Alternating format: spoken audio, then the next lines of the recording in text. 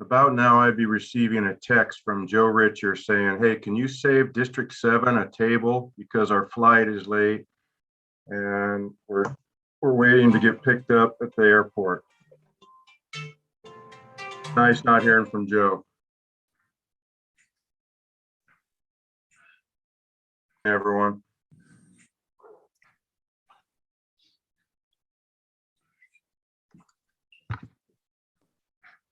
I thought we'd have some good music, BJ. We really need some good music. Why don't you sing to us, Greg? Give us a little Monday morning entertainment. Yeah, I think you said good music. The only problem with music is that we have copyright issues with YouTube.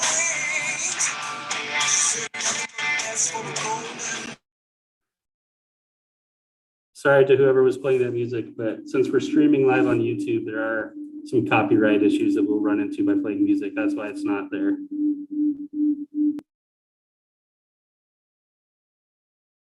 Yeah, if I sang, Casey, the YouTube would never pick it up that it was original music. You're right, so that's still on the table.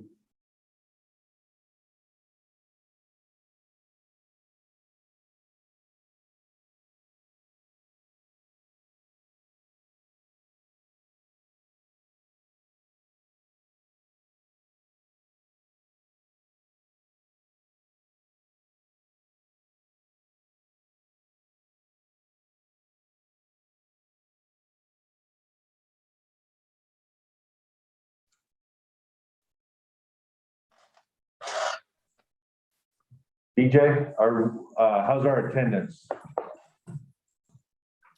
We have currently 72 participants.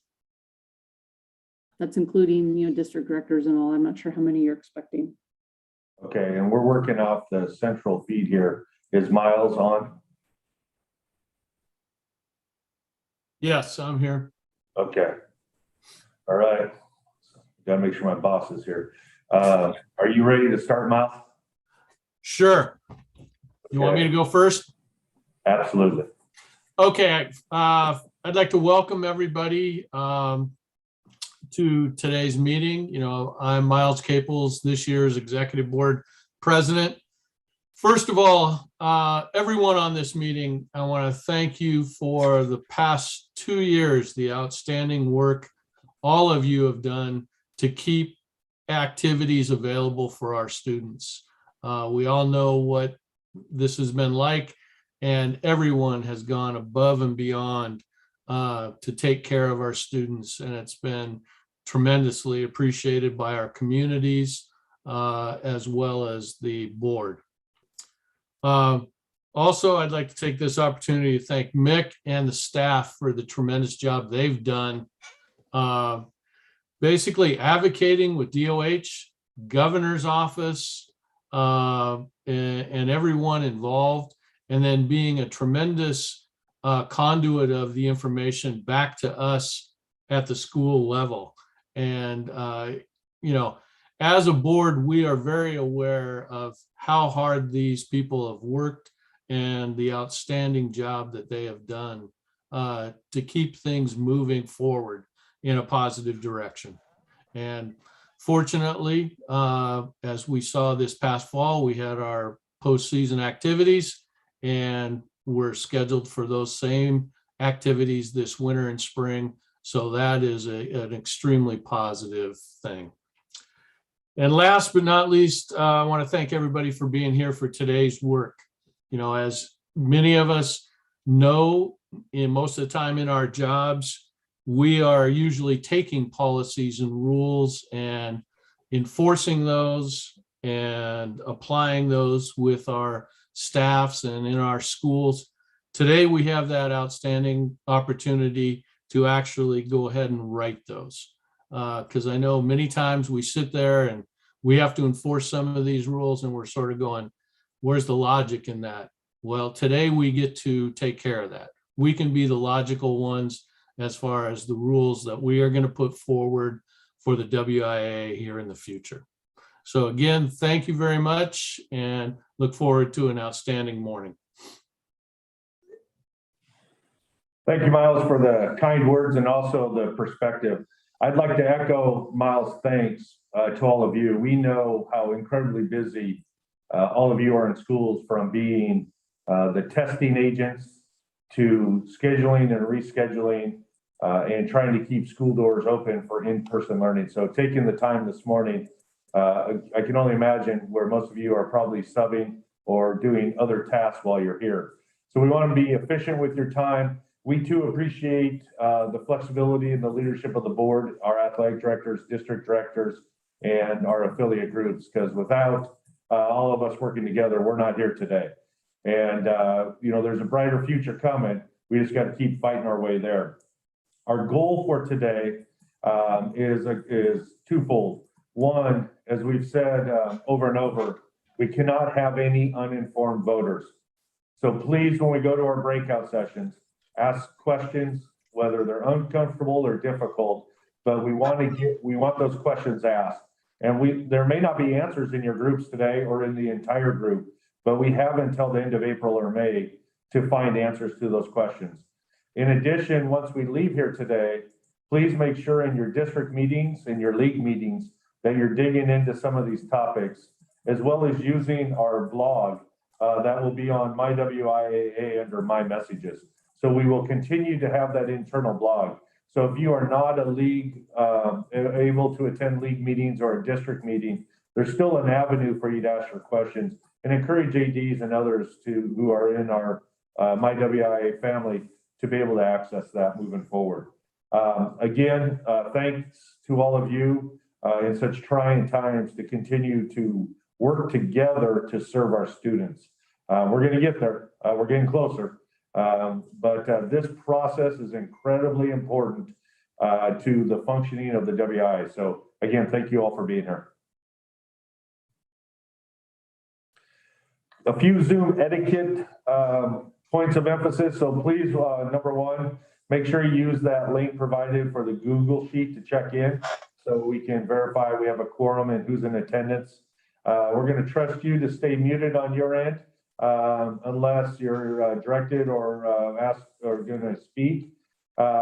Be careful using the chat unless instructed to otherwise, and we'll get some details on how we're going to use that. We really don't want to clutter it up. So if it's a personal communication, we would encourage you to text or email offline. We will be discussing the processes and procedures for Winter Coalition in detail. The other point is this is being streamed live to YouTube for public viewing. So the meeting is typically an open meeting. We have not only people within our schools that are interested, but outside. So this is a live meeting on YouTube. And breakout rooms will not be included in that live stream. So those won't be recorded just due to logistics, nor will they be streamed. Also want to make sure we have a guest with us today that has been very involved for the last 2 years, Aiden from Burlington Edison. So he is one of our student leadership members and has been very active in providing input and guidance. So thank you for making the time to be here today, Aiden. And again, to all of you, thank you for your time today. All right. Will everybody please rise for the Pledge of Allegiance?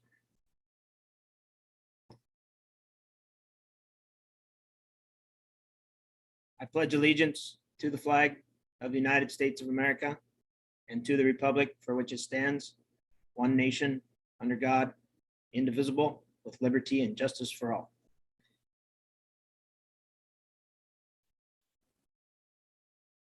Hey gang, BJ Kuntz here, WI staff. I have the Google spreadsheet that you've been anxiously waiting for to do your attendance in. I'm going to put in the chat a link which should allow all of you to edit the document. And when you get there, you're going to see, I'm going to put it in there right now, and then I will sort of help you with this. What I'd like you to do is this is just for the people that are voting, that we can take attendance of your presence here today.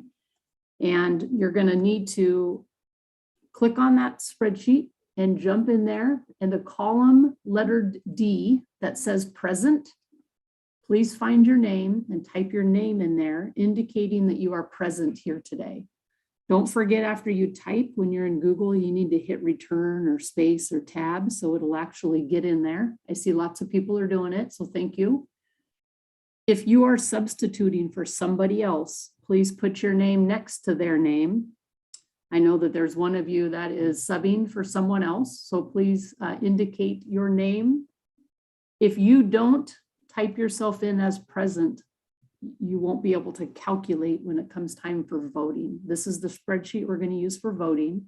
So it'd be a good idea for you to keep this spreadsheet maybe open on your computer. I will put the link in again if for some reason you misplace it. So again, please type in your name in the present column, where most of you are getting that done. District directors, if you see anybody that hasn't done so, you might reach out to them privately just to make sure that they know what they need to do. And you can, anybody can chat with me specifically if you're having troubles navigating this. That's all I have. Thank you. Hope you have a great day. Look forward to working with you with this spreadsheet as we go throughout the day.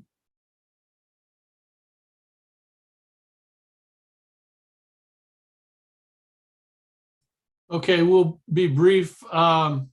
Yesterday, we did have our normal executive board meeting. And we spent the majority of the time was focused on our tournaments coming for the winter and the spring. Everyone will be receiving notes here probably by the middle of the week. And part of the main concerns was staff brought to us some of the ongoing discussions they've been having with local health departments regarding some of the modifications we are going to have to make with the tournaments. And so that's pretty much what we focused on yesterday, as well as discussing the 7 amendments that we're going to be working on today. Obviously, none bigger than Amendment 1, which is the culmination of 5 years of work by ADs, district directors, principals, and superintendents from around the state. Big schools, small schools, a variety of opinions and insight went into the Amendment 1. And the board, with all the amendments, our major hope is that everyone has an open mind. Ask those hard questions in your district and league meetings. Have those difficult conversations and make sure that everyone is an educated voter by the time we cast those votes. So, Mick? Thank you, Miles. This is the point where we give the state of the state. There's a lot of topics, and I just want to start off with reviewing where we're currently at. In March of 2020, we essentially hit an unforeseen iceberg, and we all got dumped into unknown seas. And for the last 2 years, we've been paddling towards that shoreline. And at times we've been circled by sharks, and other times we've been able to swim with dolphins. I'll let you decide who the sharks and the dolphins are, but the current information is that, over the course of these 2 years, our relationship with the governor's office has continued to evolve to one where we're very fortunate and appreciative of them understanding the importance of what happens with education-based activities in athletics. And that is why right now they are continuing to tell us, despite being in the middle of this surge, which we're starting to see peak in some parts of the state, they're not anticipating restricting any more than what's already out there, is what we've heard consistently for the last few weeks as we've asked those questions. In addition, we've worked with local Department of Health where our state tournaments are going to be held, because they do have the option of being more restrictive. And all of them to date have said they do not plan to be more restrictive. So they too understand the value of students participating and the value that we bring to their communities, and are working with us to find mitigation strategies, which Miles spoke to, that we can do in all our events moving forward. So we're very hopeful there. With the State Department of Health, we are continuing to question and advocate for flexibility in the testing requirements. You know, one of the things we're asking for is the 3 times a week. What's the difference between 2 times a week or once a week?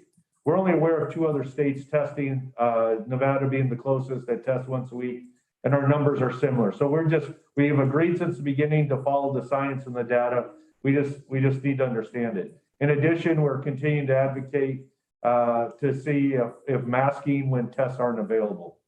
I will tell you, when we were first told that testing was going to be required, and then when eventually they wanted to raise it to 3 times, we were assured that quantity of tests would not be an issue. We were told the number $223 million was available and tests would be available. As recent as a week ago to Thursday, we were told that if schools were flexible and willing to trade to the 3rd type of test, even though it required the analyzer, which would be provided, that we would continue to have a full slate of tests. So just like all of you, we were caught off guard on Friday when we saw messaging going out around shortages of tests. So we're continuing to find out exactly what's happening and why, what options are available.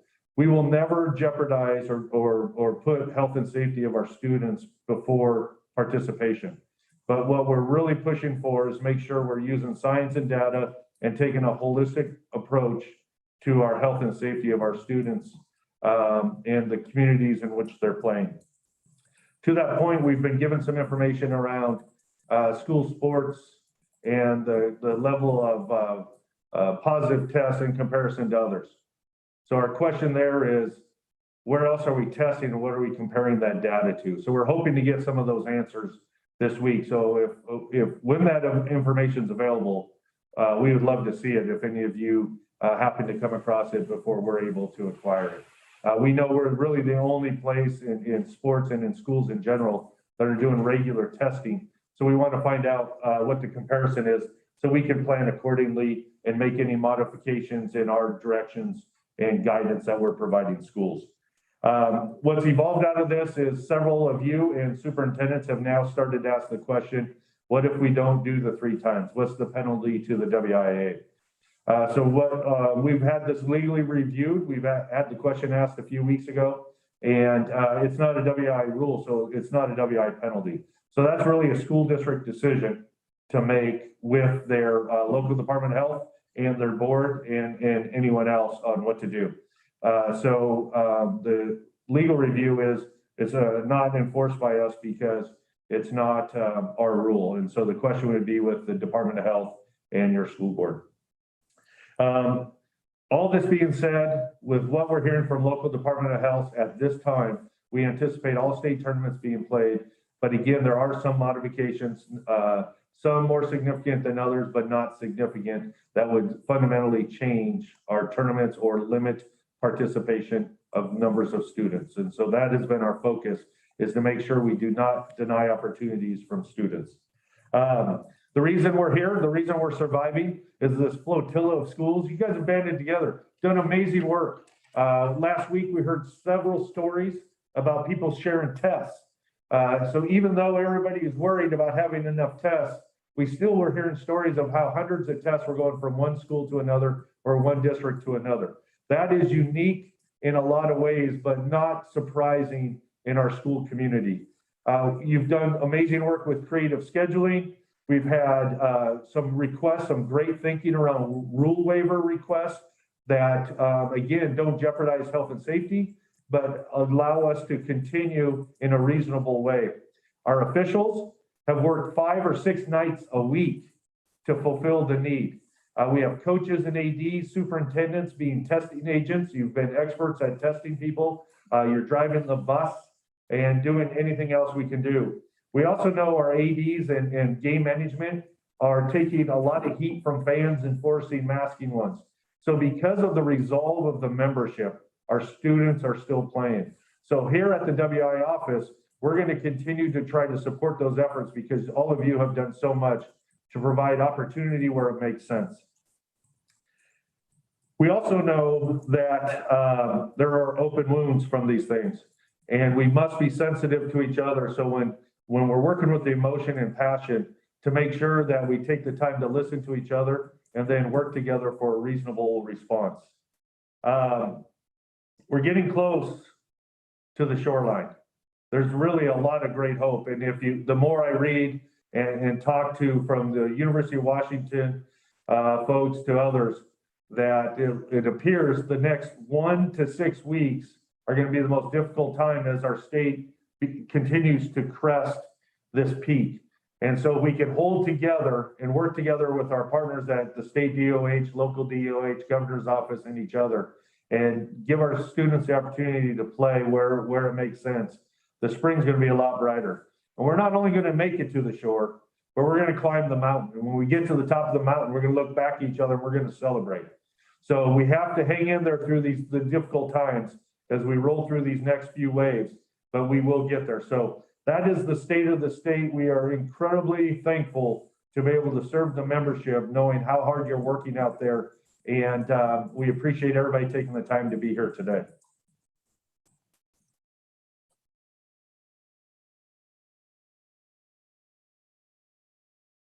All right, we now have Mark, who's going to give you the details of how today works. We did not put him in an official's uniform. He wore a tie because he is the ultimate professional, and we are incredibly lucky to have him here as our parliamentarian. Thank you very much, Nick, and thanks for your inspirational speech. I really appreciate that. Good morning, everyone. It's a real pleasure to be back at WIAA. I was athletic director at University Prep in Seattle for 21 years and spent 20 and a half of those years in the Representative Assembly from 1986 to 2006. During that period of time, we worked on issues of diversity, equity, access, and ultimately the legislative process. Why did we have to address the legislative process? Well, because in this meeting in 1996, we considered 65 amendment proposals, if you can believe that, 65. So in terms of appreciating the long-term good, Sydney led a committee called the Amendment Review Committee. It's the single best committee I've ever been a part of. It was one day, 5 amendments, all of them passed and 4 of them unanimously. And here, what was happening was we would end up with these backlogs of amendments that wouldn't pass because of, say, a wording change. And so we really streamlined the process. So as you leave this meeting today, just think, if it were 1996, we'd have 58 left to go. So part of what I'm saying is that the process works. And sometimes it takes a little faith and a little trust, and sometimes it takes coming back more than once. But I think we really did good work to help make this a system that is really much, much more responsive than it used to be. In terms of the process here, in terms of how to vote, the delegate will type the number of the amendment in chat as a motion or second. For example, number 1 motion or number 2 second. Scott Chamberlain will introduce the presenter, and the presenters are listed in your materials for today. If you as a delegate have a question about an amendment, please type question in the word question in the chat. And Justin Kesterson is monitoring the chat and will make sure that each question is addressed. Please, as always, with Zoom, remember to unmute for asking the question. In terms of specifics, procedure for presenting and discussing of amendments, a motion needs to be made and seconded to bring an amendment to the floor for consideration. The presenter will explain it. Questions from the audience will be addressed, and discussion of the amendment will take place in breakout groups. We'll then return to the main meeting where the maker will answer any additional questions. In terms of revising amendment, the wording of a proposed amendment may be revised by a 60% vote of the members of the assembly present, provided the intent of the proposed amendment is not altered. What I'd like to say here is that Cindy has worked with several amendment proposers on revisions already. Just because some revisions, wording changes have already been worked out, doesn't mean you can't also do that today. And I also want to make sure that it's clear that if your wording change is not approved, The amendment is still up for discussion as well as for voting in April and May.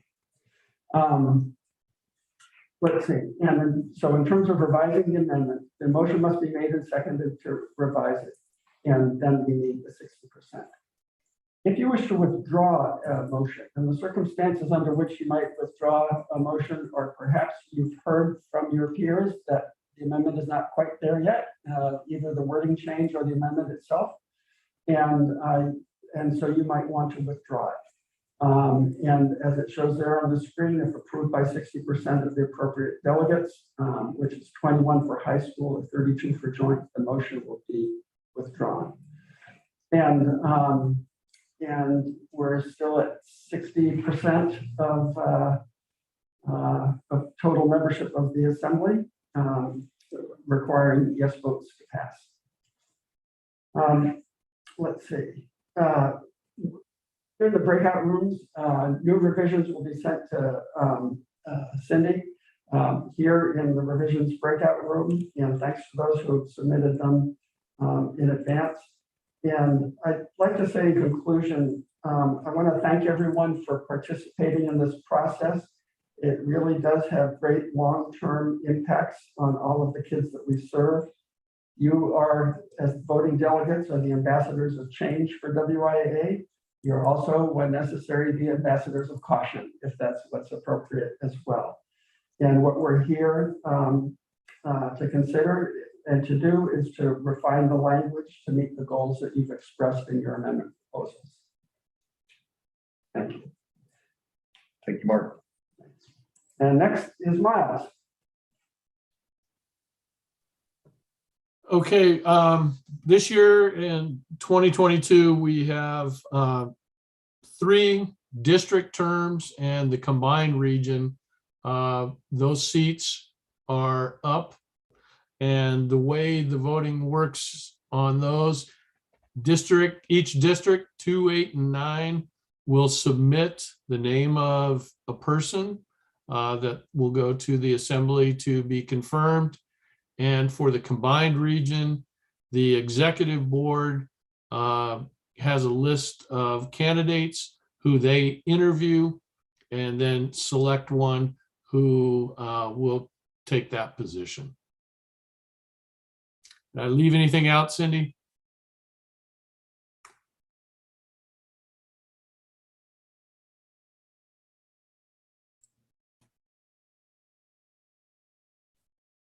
All right, let's get this party started.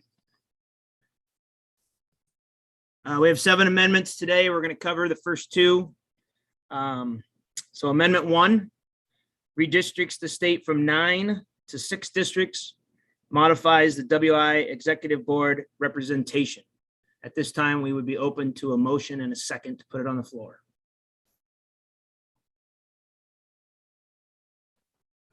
Motion to put it on the floor.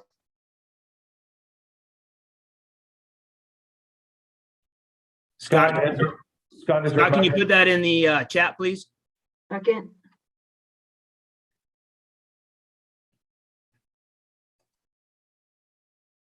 So I'll back up. If whoever's making the motion and the second, if you would just type amendment number 1, just put number 1 motion and then number 1 second in the chat.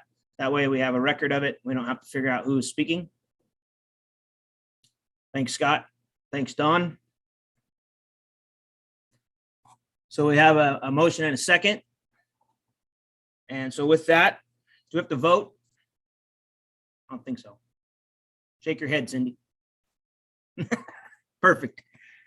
With that, I would like to introduce the presenters of amendment number 1. And these gentlemen all come from the governance committee that has been meeting for multiple years at this time. Paul Manfred, Harlan Credit, Tim Thompson, Tim Graham, Dave Colin, and Mike Edwards.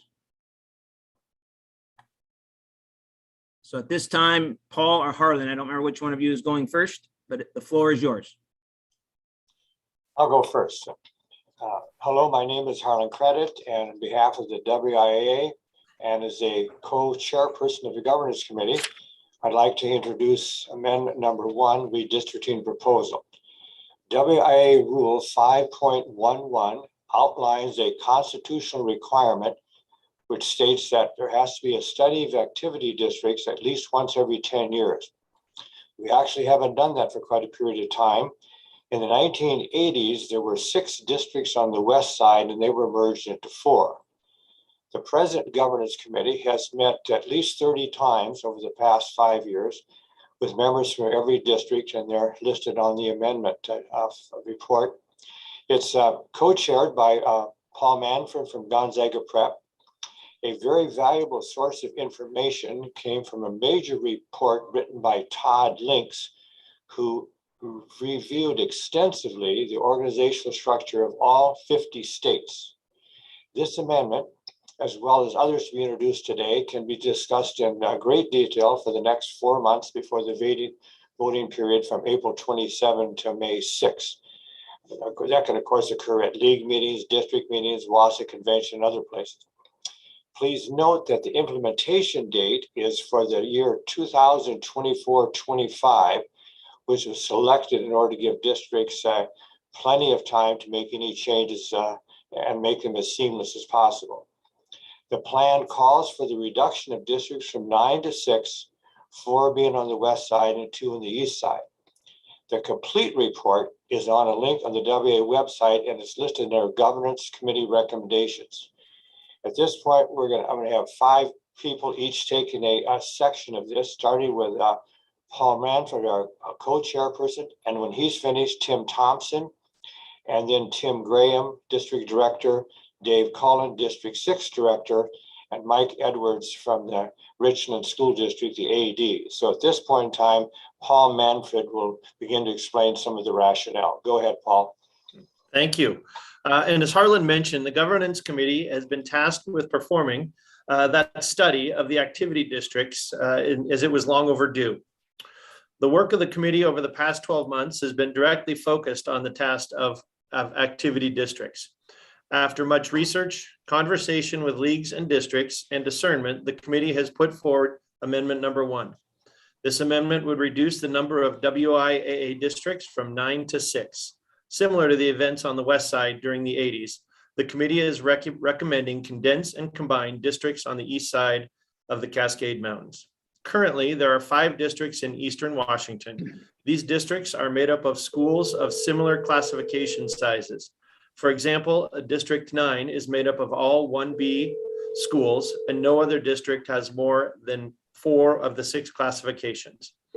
This amendment would combine existing districts 5 and 6 for a total of 61 schools, and would also combine districts 7, 8, and 9 for a total of 72 schools.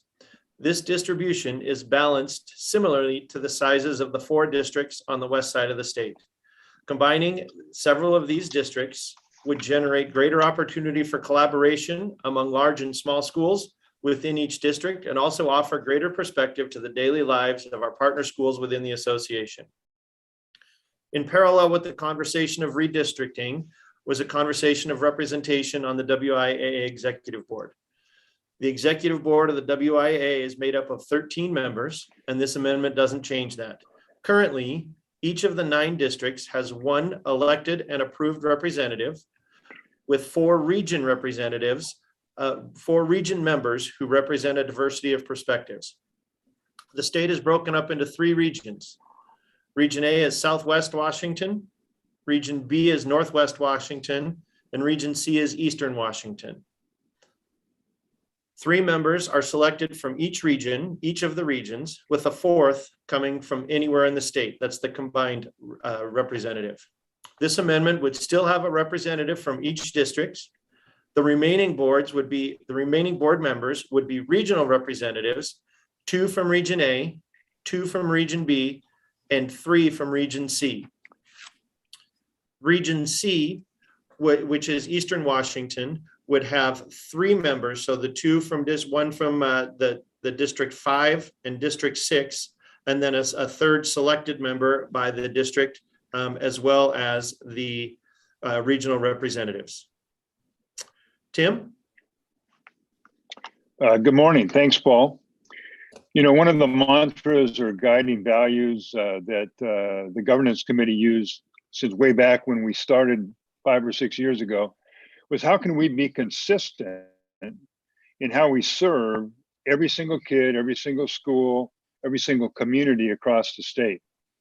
Probably the best example of what we currently do in that regard is how we have handled our common eligibility rules, procedures, and practices. Great work by BJ Kuntz, Justin Kesterson, Sam Brown in developing those procedures. And it's really helped us. It's made it so that every kid has the same experience if they have to go through the eligibility process. That's also been something that's helped us legally to be consistent. And it's really very difficult, in our current setup of 9 various size districts to be consistent in the services that we offer to all of our stakeholders. So as an outcome of this governance initiative, we really strive to bring a high level of consistent service to the following areas, but not limited to consistent district constitution, bylaws, and authority of district boards across the state, consistent district accounting procedures in accordance with laws in the state of Washington, consistent district liability coverage for the districts themselves and member schools, consistent district procedures for processing rule violations, penalties, investigations, and accountability by member schools, consistent district processes for determining qualifying tournaments, and even to the extent of site selection, and consistent district communication to their member schools of all WIAA information, rules interpretations, procedures, qualifying processes for state events, and executive board action. So those are some of the things that we hope to see to bring consistency across the state. Now I'll turn it over to Tim Graham. Thank you. One of the things that we had talked about philosophically was the number of schools in each district and how those are formed as well. So the exact number we didn't come up with, but we understood and knew that if you got an average that was better than 40 and less than 80, what was good for all of those kids within those districts. If you have multi-classifications in each district, there creates a sense of overall knowledge of issues and concerns, and you can help each other out. I know that we are looking at here today at Winter Coalition at some amendments.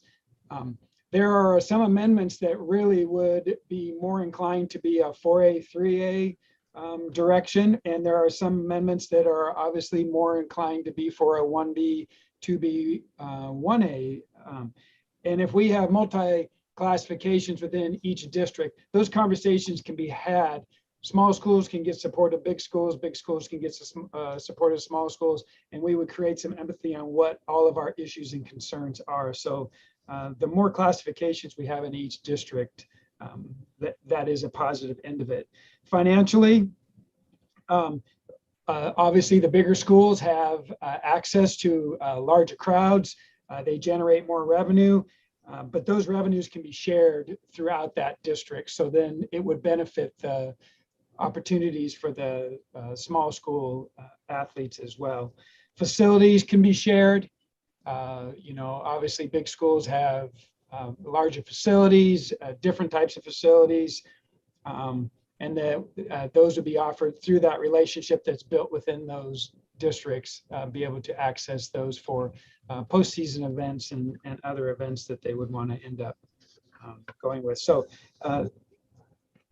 creating districts of multi-classification and a larger number of schools is an advantage. I'll slide it over to Dave Cullen over strengthening relationships. My name's Dave Cullen, District 6 Director. I've been on the governance committee for the last 2 years. And as far as the strengthening relationship between the district directors and the WIA office, currently with the 9 district directors, there's a couple things that we need to kind of look at. And kind of the big reason and the big question I think that some people have is the why.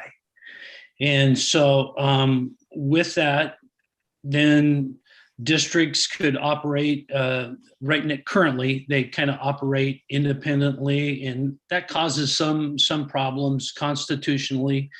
And so instead of having instead of having 9 going to 6, that would help the communication there, because the WIA is basically the reason it exists is to serve the member schools and to serve those member schools efficiently. And going from 9 to 6, the hope is that that would definitely improve that communication and efficiency. So the proposal, not only would it address the realignment, but it's also going to address some of the operational things that we need to kind of comply to. And therefore we could develop common practices with contracts, with leagues, districts. We would have a better opportunity to have better common practices there. We would have hopefully more closely aligned fee structure. Basic district budgets would be more similar. And so those are some of those reasons, along with the IRS, right now with 9 different operating systems, this would be kind of perceived problematic maybe, and having 6 would be beneficial. So as far as communicating and strengthening the relationship, it's going to require athletic directors to work more closely. It's going to also require district directors to work more closely, and require the WIA staff to work more closely with those entities. So I appreciate your time. And right now it's Mr. Mike Edwards from Richland. Thank you, Dave. And would like to just close out with the opportunity to talk about the representation and what the board would look like. You would have 6 new districts, with each one of them having their own representation, one member to the board. And then districts 1 and 2 would make up a region A, and that would have 2 more representatives. 3 and 4 would make up region 4 and have 2 more representatives. Districts 5 and 6 would have region 6, which would have 2 more representatives. And then you would have 1 more at-large person that would come from Eastern Washington to make up the board of 13. Present to what you have now. So that's a quick recap of how those positions look. I want to thank you from the governance committee for the time to speak today, and look forward to hearing more from you guys. So thank you. All right, thank you, fellas. At this time, if there is a question that the entire rep assembly or everybody on this call would benefit from hearing prior to going into breakouts, now would be a time to, in the chat, type question, and then you could ask these gentlemen that question. If it's a question, like I said, you will have time in breakouts to get some details. You will be assigned to breakouts randomly, kind of, strategically maybe, and we'll have some good dialogue there, and then come back and have some open dialogue as well. So at this time, if there was a question that we all need to hear, you think would be beneficial before breakout, now would be the time. Otherwise, we will move on to amendment number 2.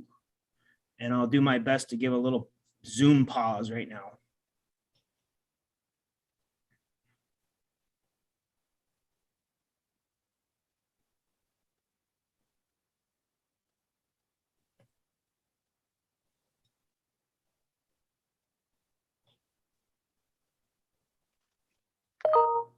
So I do see a question from Scott Stockslager. I think at this time, remind me, I think Justin is supposed to let us know that there was a question, and then allow Scott to come live and ask that question. Yes, there are 2 questions. I think Dwayne has a question as well. So first we'll address Scott's question. So Scott, please unmute yourself and ask.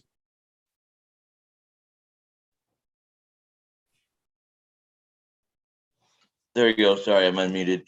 I had a little video issue, so I'm not up on video. But my question is, with the changes in districting, would that affect any of the representation for middle schools that affect number of reps or anything? How would that look?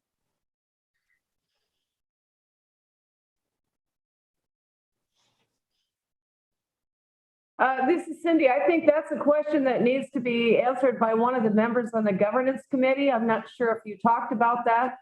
Currently, there are 18 middle level representatives, 2 from each of the WIAA districts. So I don't know if the committee looked at keeping the number at 2 per district, or if you looked at keeping the total number at 18. And if that was not discussed by the committee, I think that maybe the rep assembly today could address the committee to account for that. Yeah, that's kind of basically my question is that, yeah, if we're going to reduce to 6, is 12 members, does that adequately represent our state from the middle school level is my question. If we were to reduce to just 2 per district. At this point, we have not discussed that in detail. That is a very valid point, and we certainly need to do that.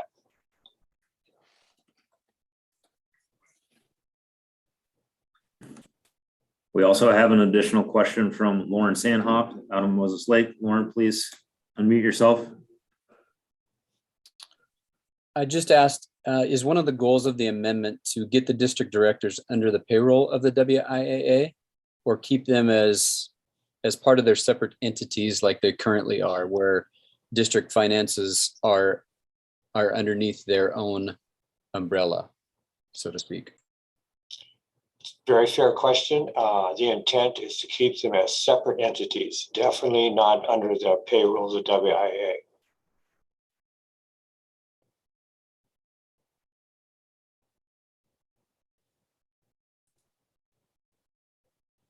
Third question, and Dwayne, I think that this was just more of a statement, but please go ahead and ask your question, Dwayne Johnson. This was only a comment for this, is that it would be implemented in 2024 to 25 school year for consideration. Which is in line with the next classification period.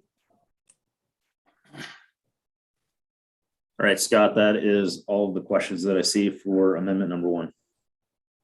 All right, awesome. Good job. And we'll have some very healthy conversations here in just a few minutes.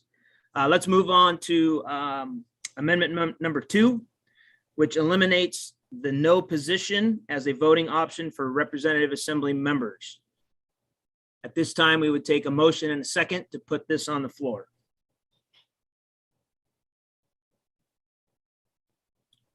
We have a motion to put number 2 on the floor.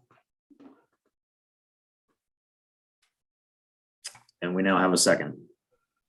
All right. So presenting today from the WIA Executive Board is Greg Whitmore. Thank you, Scott. Yeah, this one isn't quite as heavy and deep as amendment number 1. I think that's why I was given this assignment. In fact, I can confirm there was consensus among the Executive Board that even Whitmore can handle this one.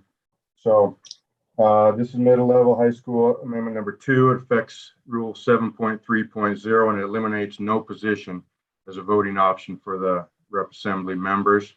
As you know, over those of you who've been around this vote, several amendments probably over the years, they need 60% affirmative, and at times some amendments have maybe failed by 1 or 2 no position votes. And this amendment, if passed, would eliminate that option.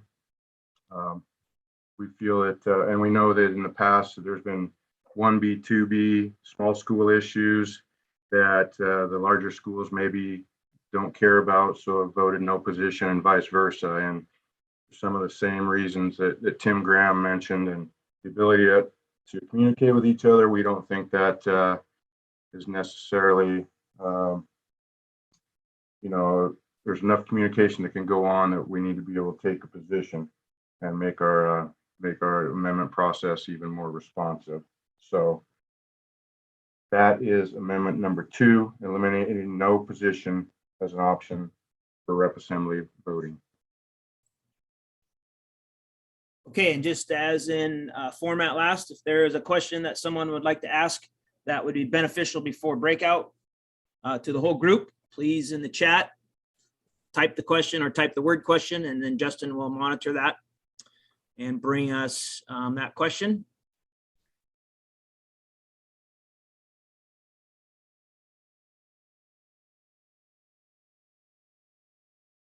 Okay, I think that was a healthy Zoom pause.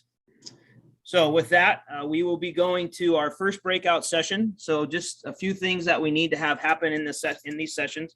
I think, I don't remember the exact number, but I believe we said about 9 breakout groups, and we have our district directors that will moderate those groups, or at least be involved in those groups to answer questions. In your group, you will be in that group, all 3 breakouts today.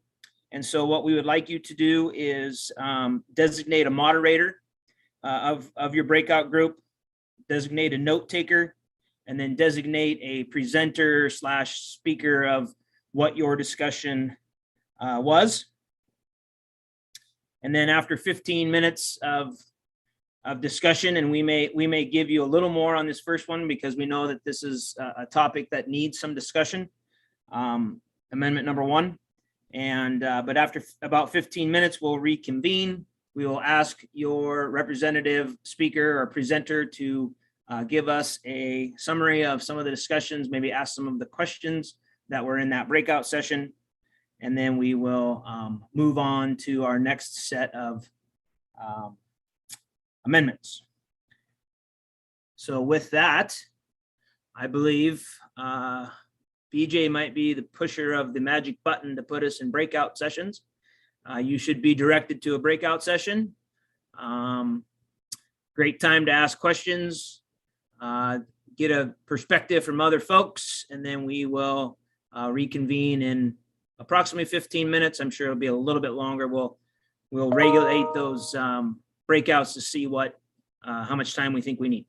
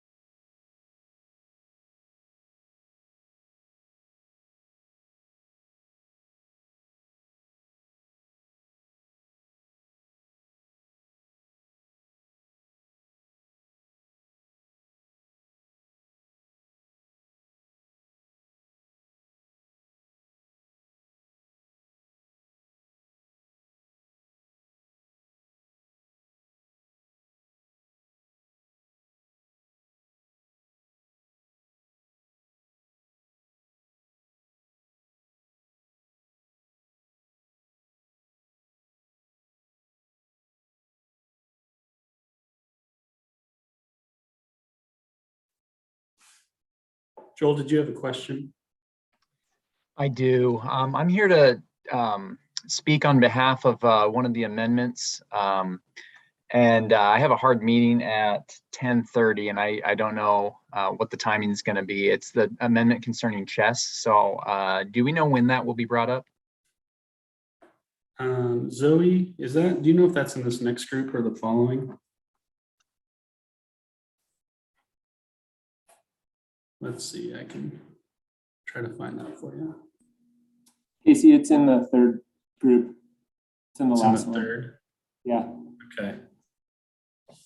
I'd be happy to come back. It's just I don't think the Zoom allows me to have this meeting open and work on another meeting, and so I will have time later. I don't know if someone needs to just text me and say, hey, you're on deck, and then I can pop back in with the link. I'm not sure how we want to do that.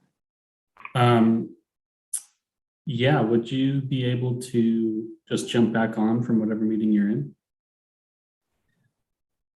Yeah, I can. If that's the case, then I could be responsible for sending that. Okay, yeah, I'll give you my phone number, and if you send me a call or just text and say, hey, you're on deck, I can hop out of any other meeting. I've got meetings all day, and so I can hop out of any of them. I know I'm not only going to speak for a few minutes, so my number is 360. I can also put it in chat. I think maybe just chat me. Privately chat me. Okay, let me do that then. That's probably the easiest way. Just confirm when you get it, and then I'll get off. Also, I'm also joined today by a gentleman named Randy Cake, and he's in here as well. I don't know if he wants to come off mute and do the same thing. Just get you his number as well. Okay, I got your number. Okay. He might still be in a breakout. Okay, I'll tell him to. Just returned, just got back. Thanks. From the other breakout room. Sorry.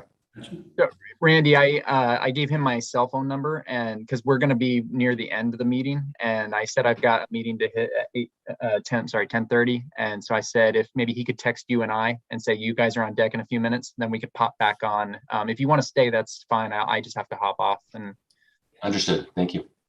All right. Okay. Thanks, Joel. Yep.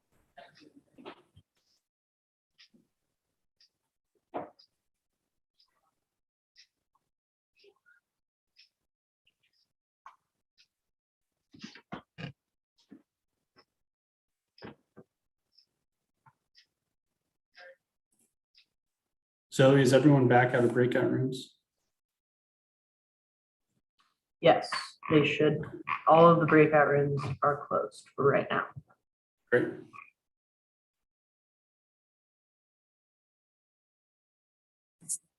Okay. Yeah, we've been watching you guys. What was that, Joe? So we've been watching you guys for the last minute or so. Out of the breakout. I'm gonna pause here because I have background music due to passing period here at Shelton High School.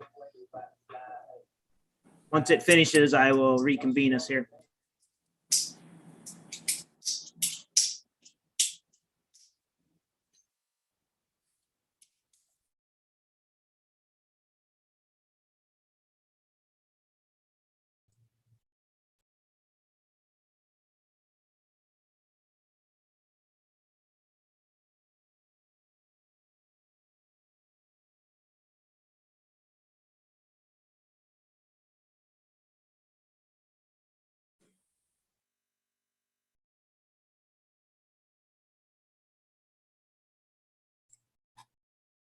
Okay, I think we've all returned from breakout. I know that in my breakout, there was some very good discussion and information. I believe at this time, what we would do is go to our 9 breakouts and have the presenter summarize. I could be wrong. Correct me if I'm wrong. Or do we just open it up to questions from those breakout sessions? Remind me Mick?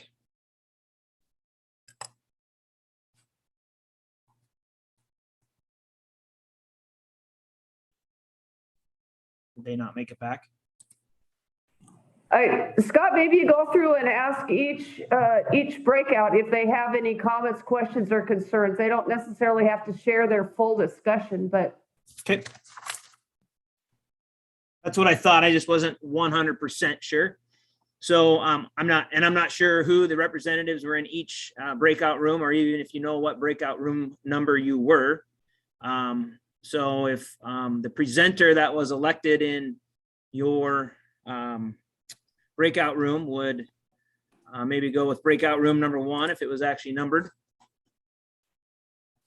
It should be assigned, district directors should be assigned to the breakout room representing their districts. Maybe that's the easiest way to do it, Scott. Right. So I'm from District 1, Scott, so I'll go first. Perfect. All right. So in our group, we just we had a couple of points for amendment number 1. Want to make sure that the middle schools is well represented, just kind of like what we talked about going into the breakout session. Just, there's a number of middle schools and the spread out through Eastern Washington.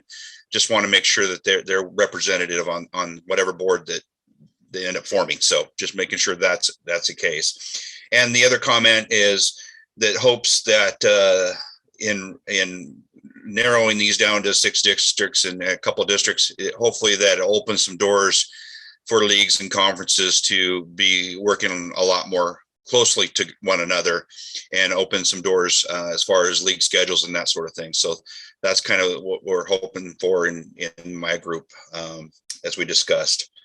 And as far as amendment 2 goes, we had a little conversation regarding the no position and being kind of forced to vote versus abstaining, and making sure, I guess, that we have all that information in order to make a good representative vote. I know that in District 1, we reach out to our 1Bs and 2Bs schools to make sure that we understand their issues and make sure that we are voting appropriately to represent them in District 1. And I know there was a couple other districts that said the same thing, but we're just concerns of being forced to make a vote one way or the other and not having all the information. So that's it from our group. All right, District 2. Hi, Scott. Pat McCarthy here. Our group was similar to Dawn. We were interested in middle school, making sure that the middle schools had the good representation and equitable representation. So we wanted to make sure that that was followed through. We also recognized over in Eastern Washington that there are definitely challenges over there in terms of travel, in terms of distance with directors or co-directors, and making sure voices were heard from everybody over on that side. That was the majority of our discussion. We did talk about the non-vote, and everybody was supportive of it, that there should be a vote one way or another, yes or no. So. All right, District 3, Joe. District 3, I am deferring to Patrick Russell because he was appointed our speaker to represent. So Patrick, are you on there somewhere? I am. So some of the things we saw pros was increased collaboration, kind of that expanded network. I think the financials potential could be a benefit for those districts as well, and for those schools. Maybe the smaller schools have access to the bigger schools for facilities come playoffs. Concern similar to what Don said. The concern is that representation across the board for 1B through 4A type schools. And then the only thing I think they put in place, the district director, that's a big area potentially. And you go down from 4 or 5 directors to 1, maybe a co-director is needed. So just kind of making sure that that plate is not too full. And amendment number 2 was about, long overdue is how we phrased it. Thanks, Patrick. District 4, Tim Graham, Tim Trimble. There were some questions about, in one, would this eliminate or restrict schools from moving from one district to the next? And that has not been discussed. It wasn't put up there. Hopefully it would.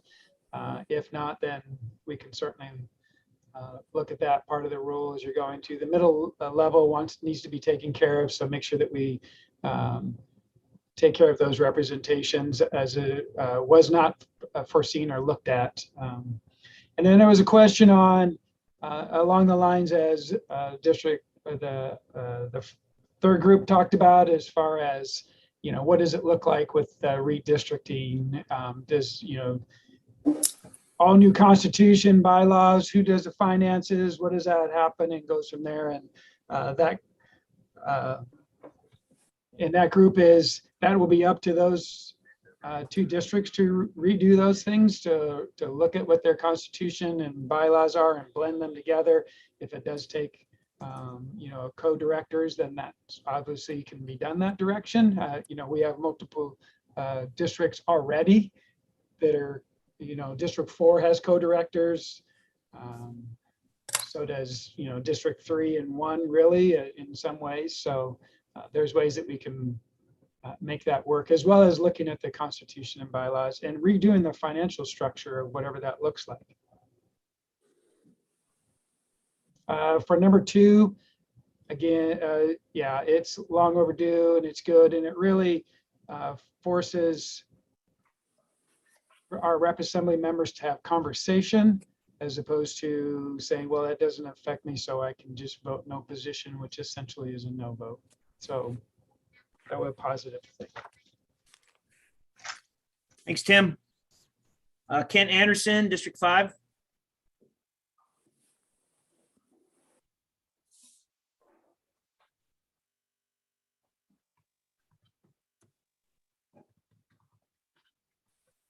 Is Ken out there? Not sure where Kent is, but I was the designated speaker. He's talking, but he's muted, I think. So I'll jump in. Dave Pearson, ahead, Dave. District 5. Pretty much we said kudos to the governance committee for all of their work over the last few years. And then each district that was in the breakout session kind of went through whether they were supportive, not supportive, etc. I would say the general consensus is most people were generally supportive. There is some angst. There are some questions with travel. You know, for example, District 5 and 6 being combined, you've got the Oregon border to the Canadian border. District 8 brought up some concerns of why are we trying to fix something that isn't broken, and finances is a concern, but they also, on the flip side, you know, said it was a fair proposal. And then, like everybody else, we definitely wanted the middle school representation to be figured out. So, but similar to the other groups, you know, there's potential for more cohesion, more knowledge sharing, can help leagues that need financial help. You know, there's a lot of pros as well. So if anybody else that was on that breakout wants to share, go for it. But that's kind of what I came away with. Thanks, Dave. District 6, Dave Cullen. Yeah, our spokesperson was Don, and so he'll be unmuting and coming on. Thank you. See how this works? I volunteered to be the note taker, and since the note taker has the notes, the note taker ends up as the speaker. So that's how things work in our breakout group. Here are the concerns that we had, potentially losing some representation from the east side of the state. And the caveat to that is when a group gets smaller, you may have less voices, less people involved, and less chance of being heard. For example, District 7 in Eastern Washington consists of 2B and 1B schools, and District 8, 3A and 4A. Separately, they have their own voice, but together we'll need to make sure that all schools have a voice that's heard. It's important to get the right people in the right place to represent everyone. We did note that districts 1 through 4 have been combined at a district level with multiple classifications, and have proven that opportunities to be represented exist regardless of the classification. Concern about travel for postseason could be increased.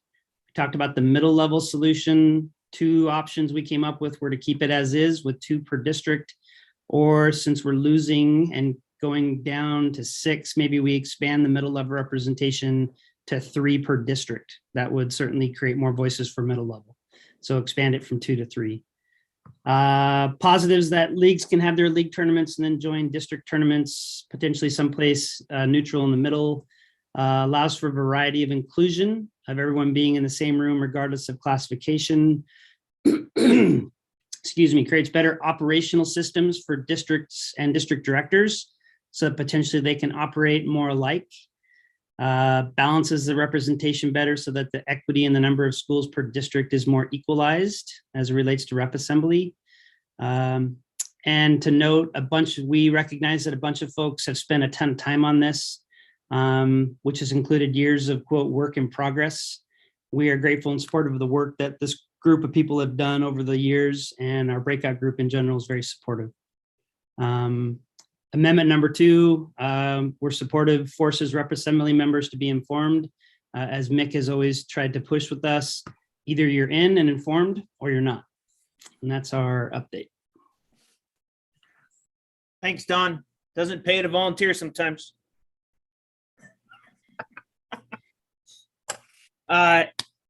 District 7 was Joe Richer, and our representative, I was in that group, is Jeff Carlson.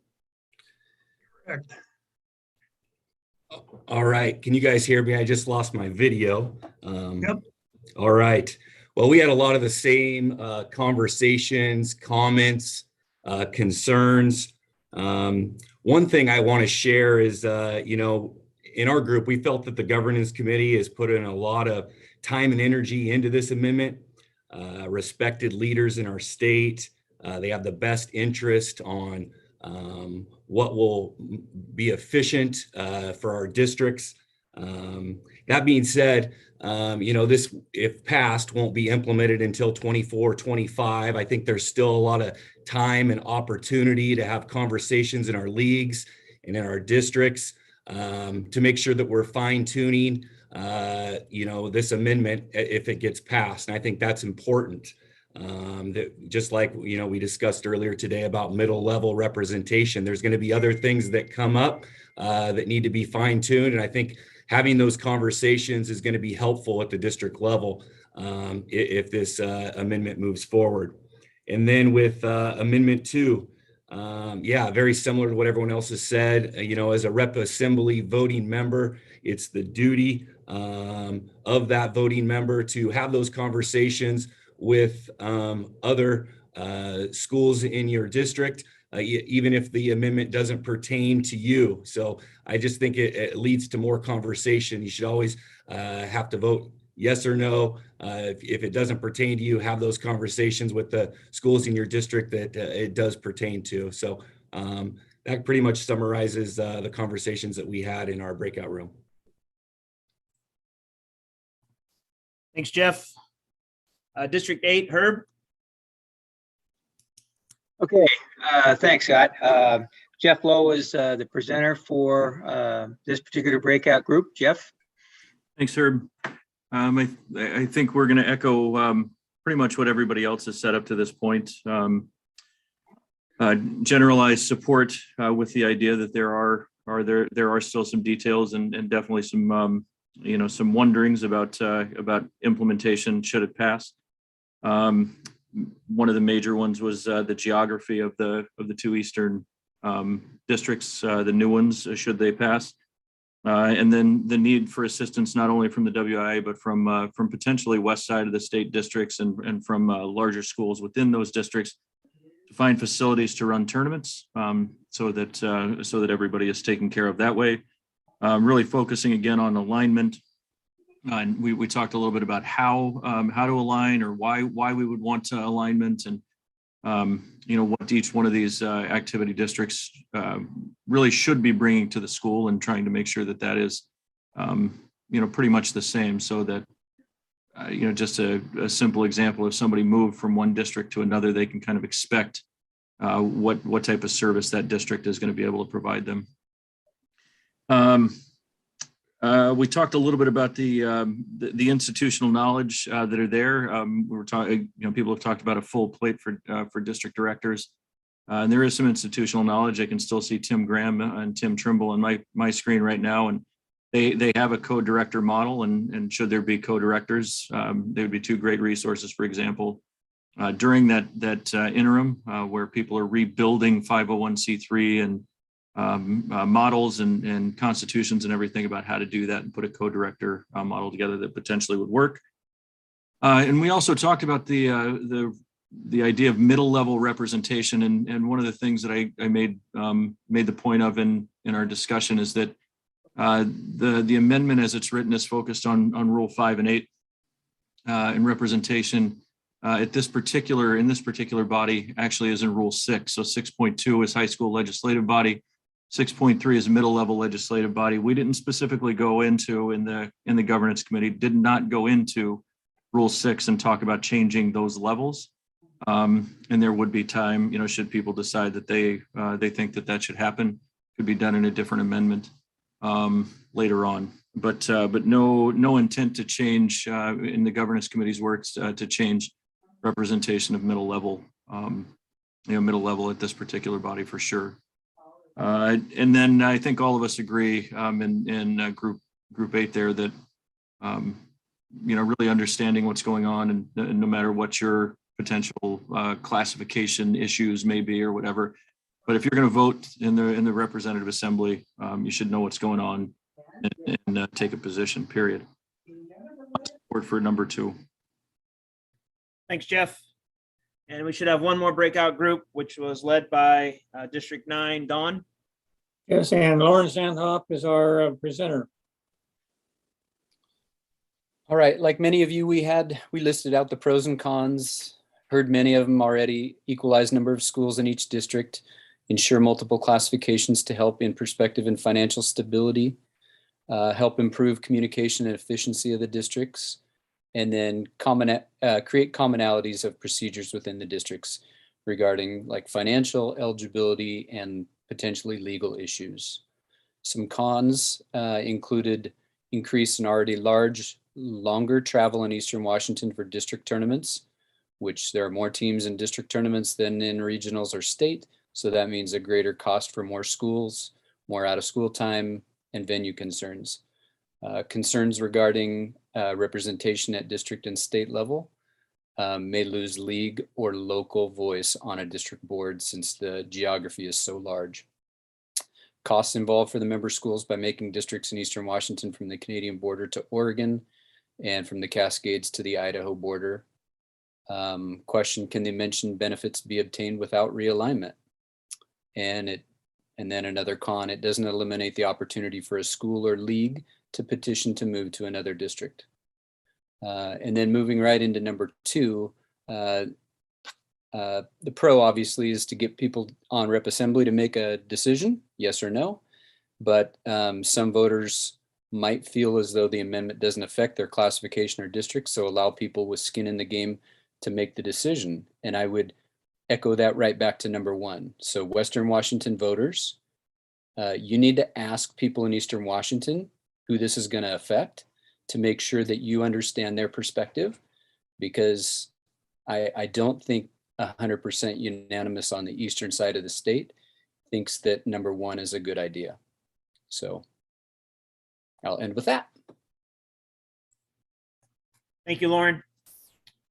So this is a time that if there are questions that came from breakouts that we would like to ask the presenters of these amendments, if you would go in the chat and type the word question. Justin Kesterson on the backside is monitoring the chat room and would acknowledge you and then possibly get some answers.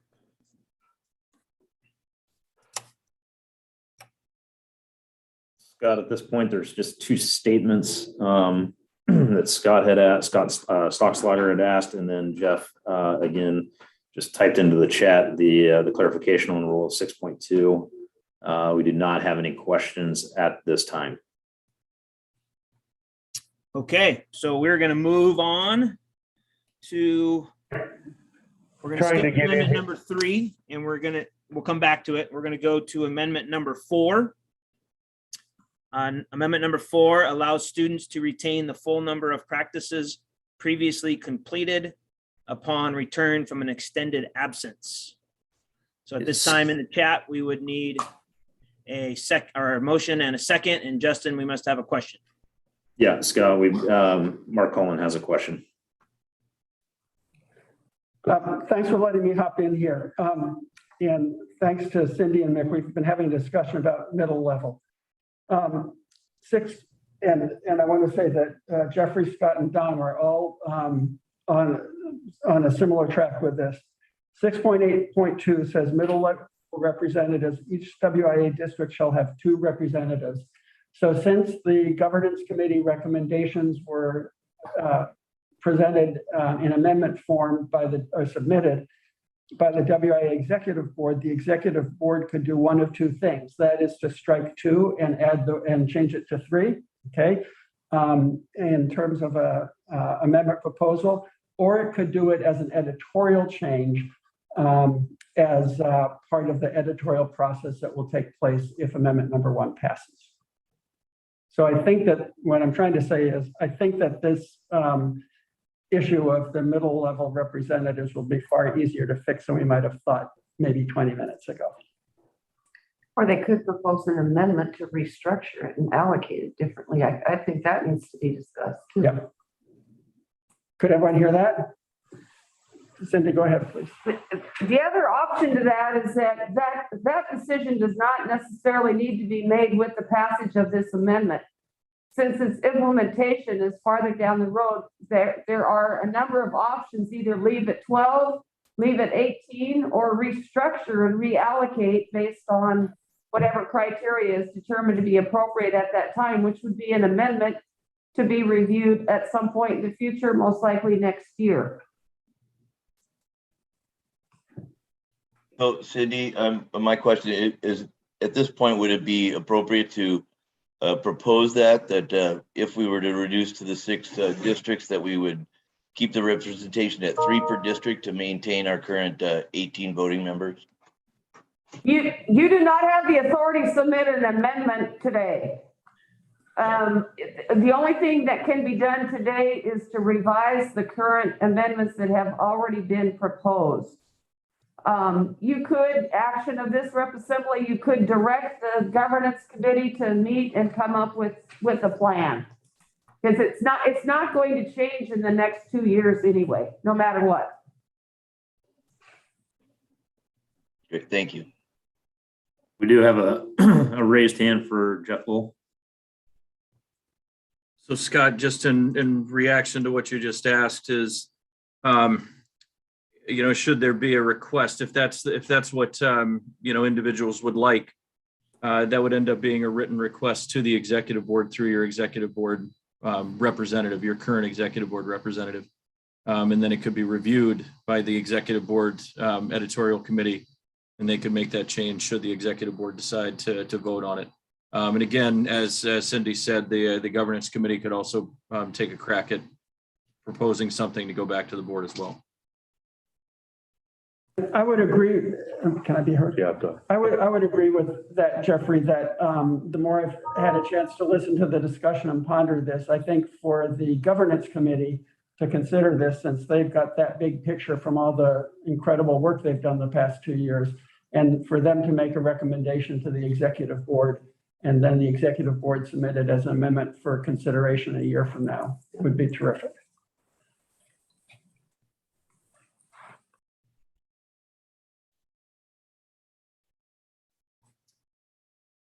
Okay.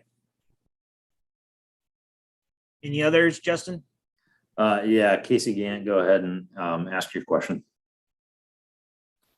Well, with respect to the middle level conversation, if the concept is just to keep it at 18, then adding 1 to each of those districts would put it at 18. But when you do that, you're losing representation in Eastern Washington, which I think would become the concern of Eastern Washington middle level.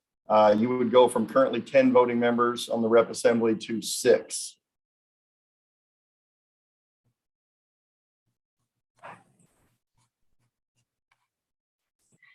And Justin, that, just so you know, that was part of what Mark's proposal was, that's why it doesn't have to be settled today.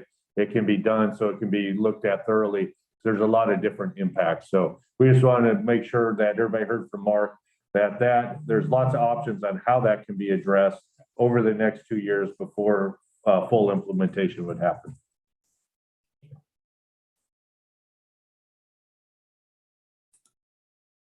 Scott, no further questions or comments in the chat. Okay. Good discussion. I'll backtrack just a little bit. We are moving on to amendment number 4, which allows students to retain the full number of practices previously completed upon return from an extended absence. And at this time, we would entertain a motion and a second to put it on the floor for discussion.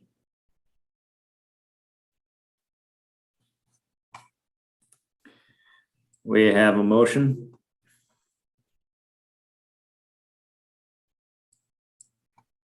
Waiting on a second.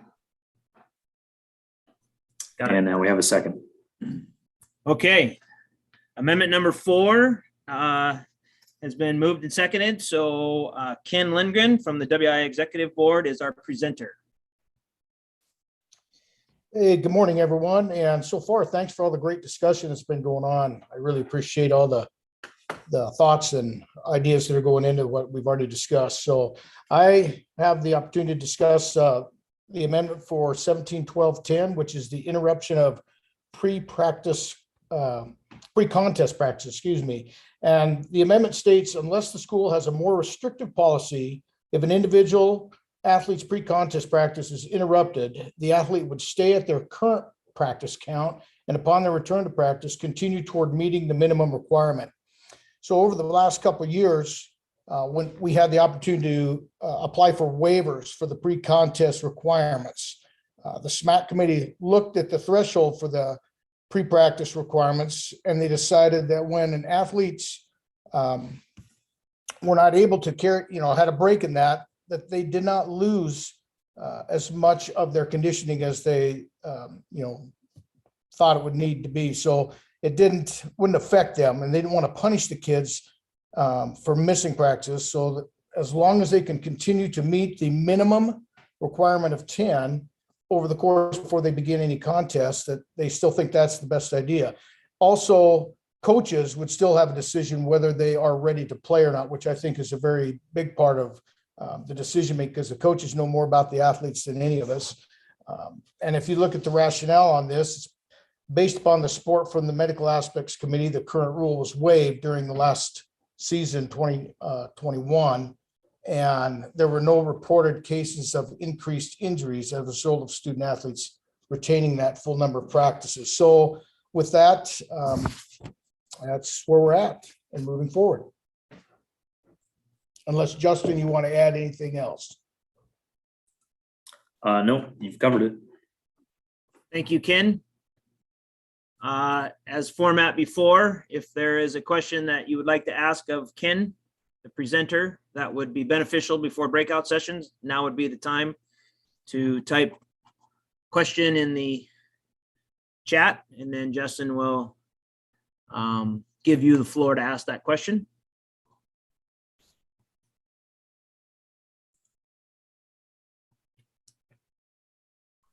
Scott, no questions at this time. Not seeing any questions, we'll move on to amendment number 5. 18.7.6 allows a student to be placed on academic probation at the start of the fall sports season if they failed to meet grade requirements in the second semester or third trimester of the previous school year. At this time, we would be open to a motion and a second to begin discussion.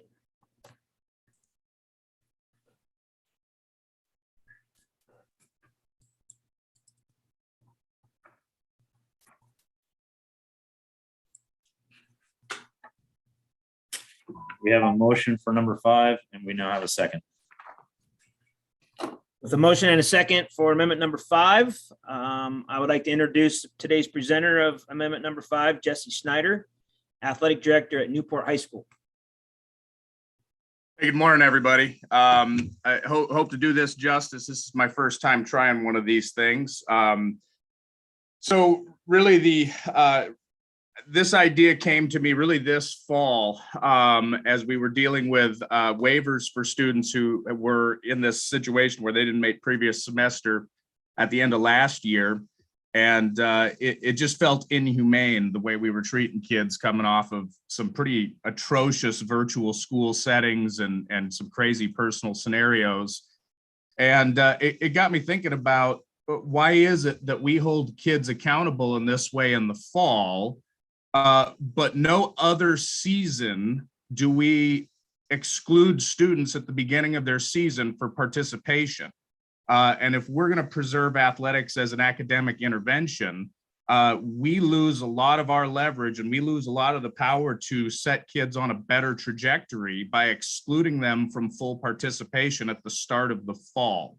A winter athlete who fails 2 or more classes semester 2, they can restore their eligibility. They're ready for week 1 of their winter season. This is also true for a spring athlete. They can fail multiple classes at the end of semester 1, and they can be ready for week 1 of their season. But a fall athlete who could be a new student, who could be any number of kids in our building, we exclude them for nearly half of their opportunity to participate in a sports season. So this amendment tries to level the playing field between those seasons because that is a very severe penalty. This amendment tries to let us provide an opportunity to set kids on a better academic trajectory. It also provides some equity because if you're a basketball team and you're going into the playoffs and you have a kid who's struggling academically, you have coaches and teachers that are going to rally around that kid and provide them with a level of support at the end of semester 1 to help them get over that hurdle. You don't have that in June at the end of the second semester.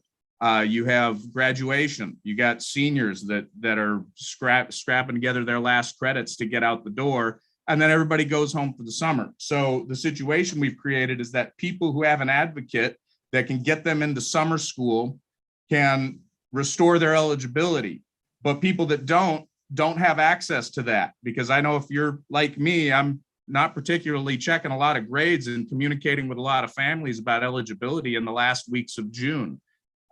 So the last part about this is when we've had these conversations with student athletes, they find out in August that their academic actions in the previous semester are preventing them from being successful right now. That's not a real-time accountability piece. The way this amendment would be crafted, or the way this works, is that we identify those kids. We're not letting them off the hook for not passing classes at the end of the second semester. We're identifying them and we're giving them a probationary period to do well, to show us they're making academic progress. And if they get to that period that used to be 5 weeks of an eligibility, they get to the end of that period and they are making progress and they are passing their classes, they get to continue on the field. If they're still not meeting their obligations, then we pull them from the field. Then they're on a 3-week suspension period. And it's during a meaningful part of the season for the fall season. Those first 3 weeks of October for all of us, those are meaningful contests. And the rationale behind that is you will have coaches engaged with those kids, helping them to get over that hurdle that we don't provide for a lot of those kids going over the summer. Just look historically at who your 5-weekers have been.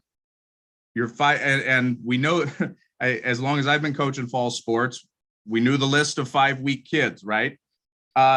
There's students that are new to your school. There's students that experienced a hardship in the previous semester. There's students that have barriers to accessing education the way that a lot of students do. And so excluding these kids for this extended period of time generally has the effect of just pushing them out of our programs altogether. And then we lose any opportunity to change their trajectory or set them on a better path or give them a fresh start after what could have been a bad year. So my concern with, I think the feedback I've gotten from people has been really positive about this. A lot of schools that have signed up to it enthusiastically had said, I might not have to forfeit all of my contests in the first week of the season, because I have kids that are ready to play every year, but they're standing there in street clothes because they're all 5-weekers ineligible. And they're probably not going to be there at the start of October, because a kid who is not able to pass all their classes in the spring probably doesn't have the grit to practice for a month without getting to play in any games. That's just not the reality of the kids we serve these days.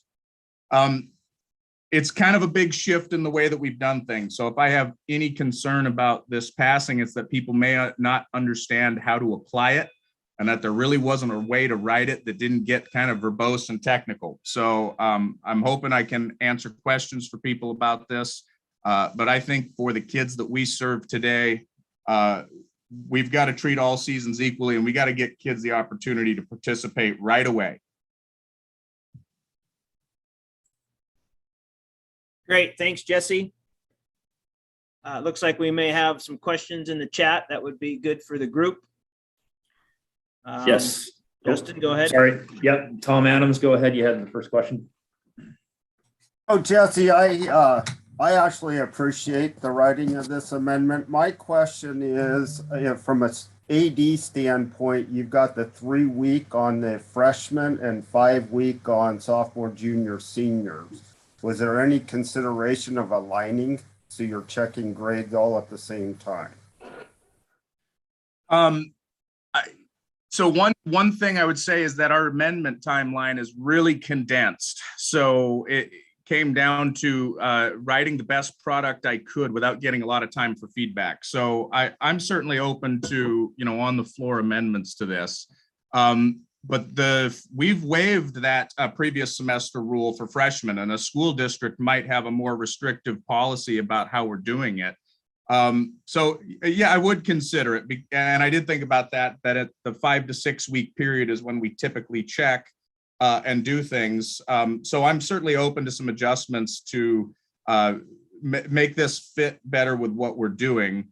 But to keep it aligned with seasons, there is no suspension period for a winter or spring athlete that keeps them out of contests, unlike a fall athlete. And I think it's really important that a kid get off to a great start in the school year, which is why I set this with that kind of delayed suspension period.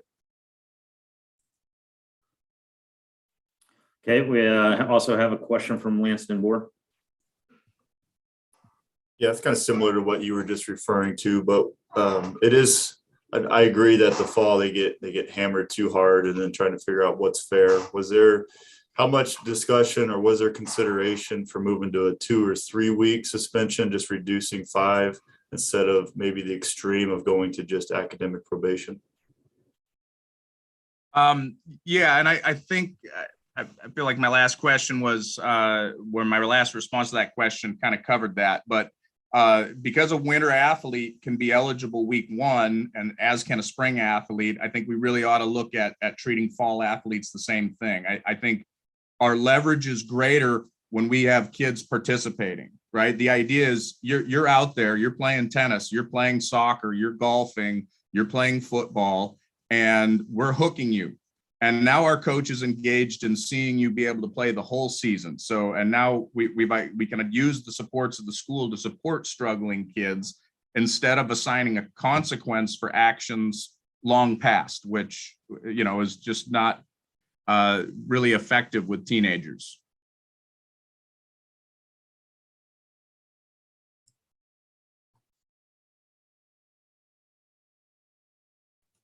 Additional question from Dave Pearson. Please unmute and ask.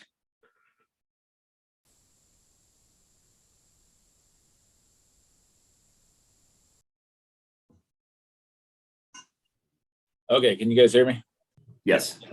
All right, so I said if the goal is to treat all seasons equally, why wouldn't this apply to all semesters, trimesters? For example, we're at the end of our semester right now, and anybody failing will now miss postseason for basketball and wrestling. So there's definitely a suspension period. Could we look at, like Lance was kind of alluding to, a 2 to 3 week suspension for all semesters or trimesters? I realize fall is a little different because spring semester happened a long time ago, but at least in our district, you also have an opportunity to make those classes up, some of those classes up over summer, if they choose to do so.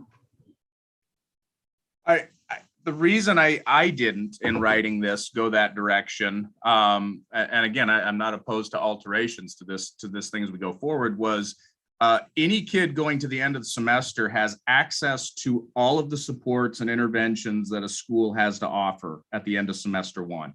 They have full access to their instructors. They have everybody there. If they have an incomplete course and they need weeks to make that up, they have counselors, they have teachers. And if you're a postseason winter coach, if I'm a wrestling coach going into the end of the semester, we have a lot of interest in seeing these kids get over that hurdle that you just don't get from a school in June. Like, let's just be real here. When those doors close on the last day of school, everybody's fleeing for vacation. So the summer school piece works if you're a family that knows the score, that knows the rules. But most of our 5-weekers aren't those kids. They're not people who connect what happens at the end of June to things that are going to take place in August. So I think I didn't want to touch that because I felt like any winter kid that is not failing or is not passing 6 of 7 or whatever your school district is doing really has to be not trying very hard and not taking advantage of the resources available to them.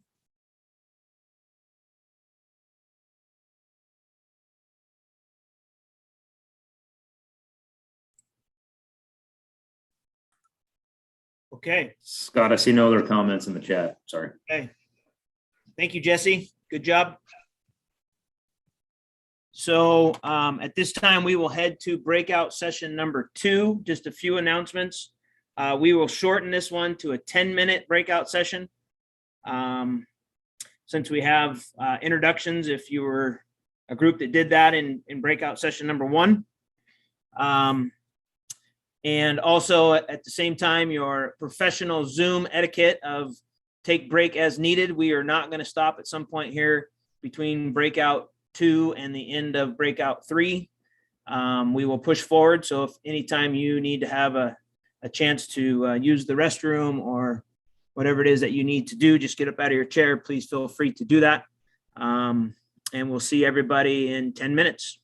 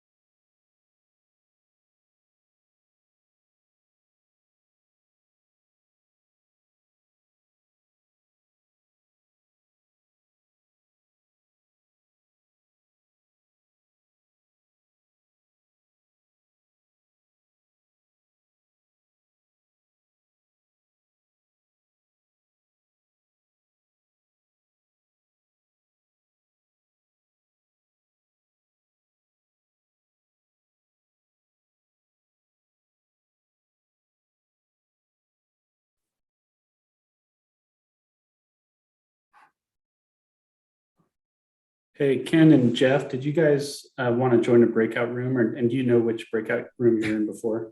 Yes, Casey, I was in breakout number 7 and I'd like to go back there. My computer knocked me off, so I think that was the problem. But if you can get me back to number 7, that'd be great. Yeah, I'll do that right now. Yeah, and Casey, same with me. I got knocked off, and I think I was in group 5 with Kent Anderson and that Okay. crew.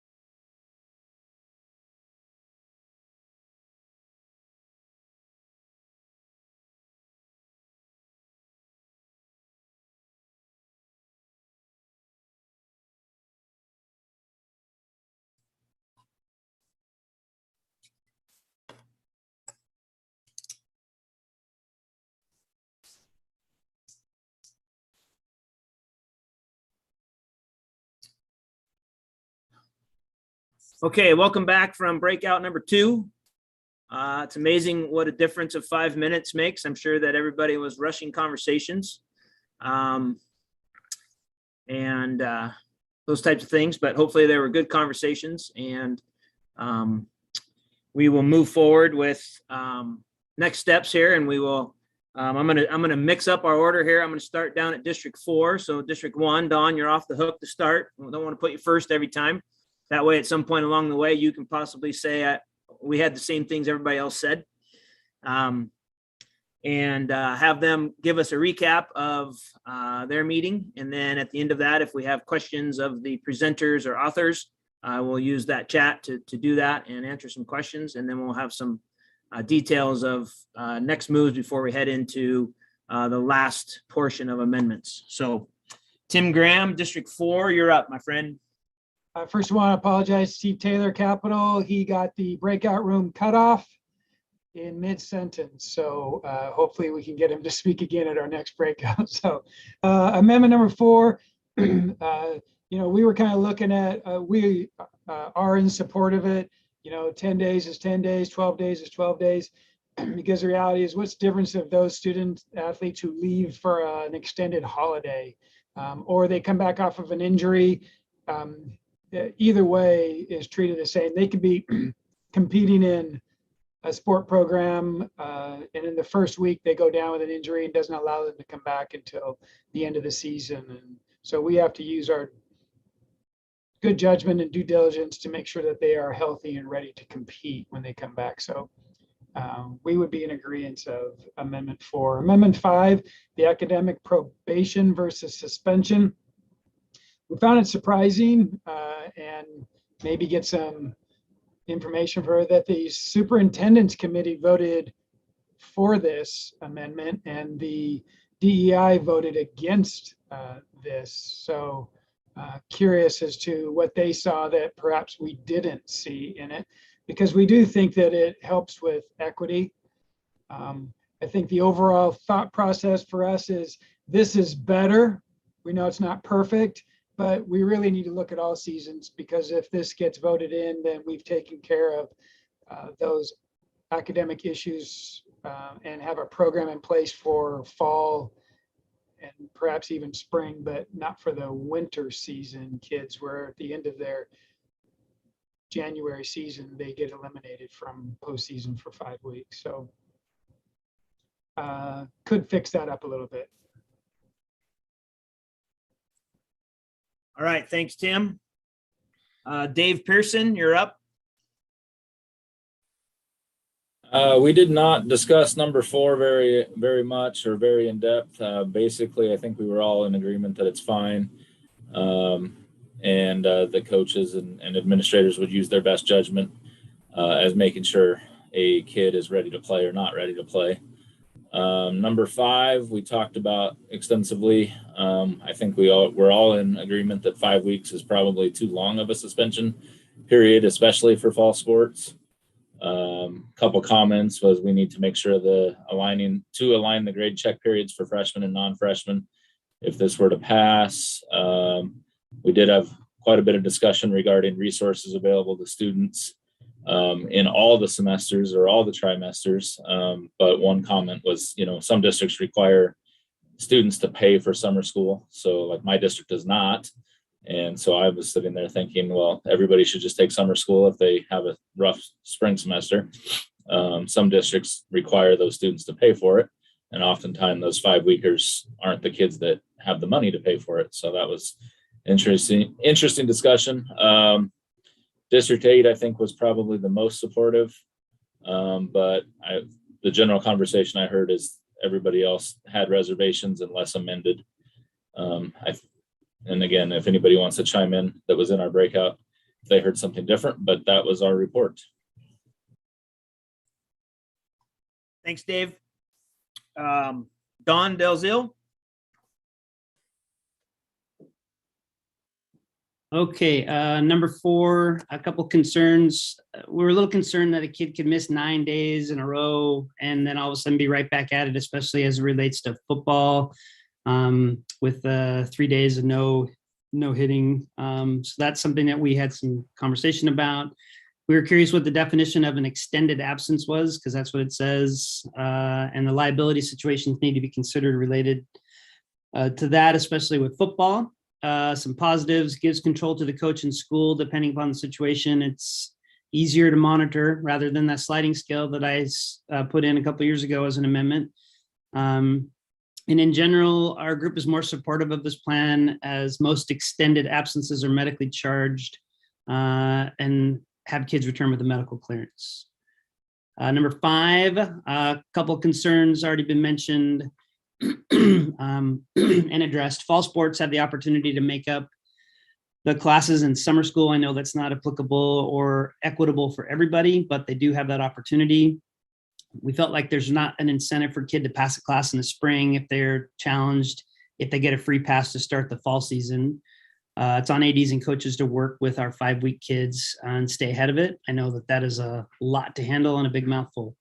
Different timelines in the amendment might make this challenging to monitor. I know that was discussed pre-breakout. From a principal's perspective, it's not just about athletics. We're trying to get these students to gain credit to stay on track to graduate. Having athletics as a piece for an incentive to succeed in the classroom is important.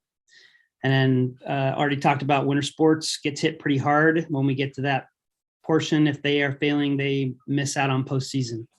And then positives: creates opportunities for kids to compete and be part of fall sports right away. And in general, our group was not necessarily supportive, but if the suspension period was shortened from 5 weeks to a lesser amount, that might be something that we would have more conversations on. Thank you, Don. Jeff Carlson, Group 7. Yeah, in regards to amendment number 4, our breakout room was all supportive of the new language of this amendment.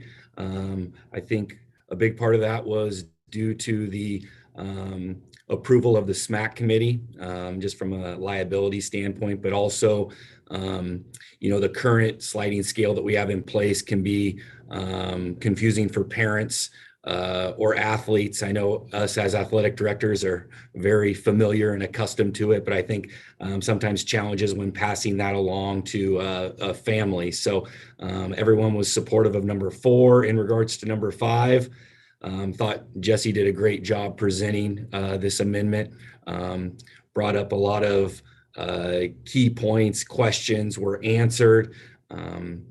I know that there were some questions that were brought up in regards to this amendment in the chat, and maybe some revisions need to be made, but for the most part on the right track. And again, everyone in our breakout room was in favor of this amendment.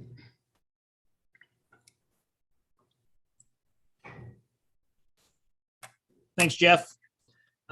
Group 8, Jeff Lowell. Thank you.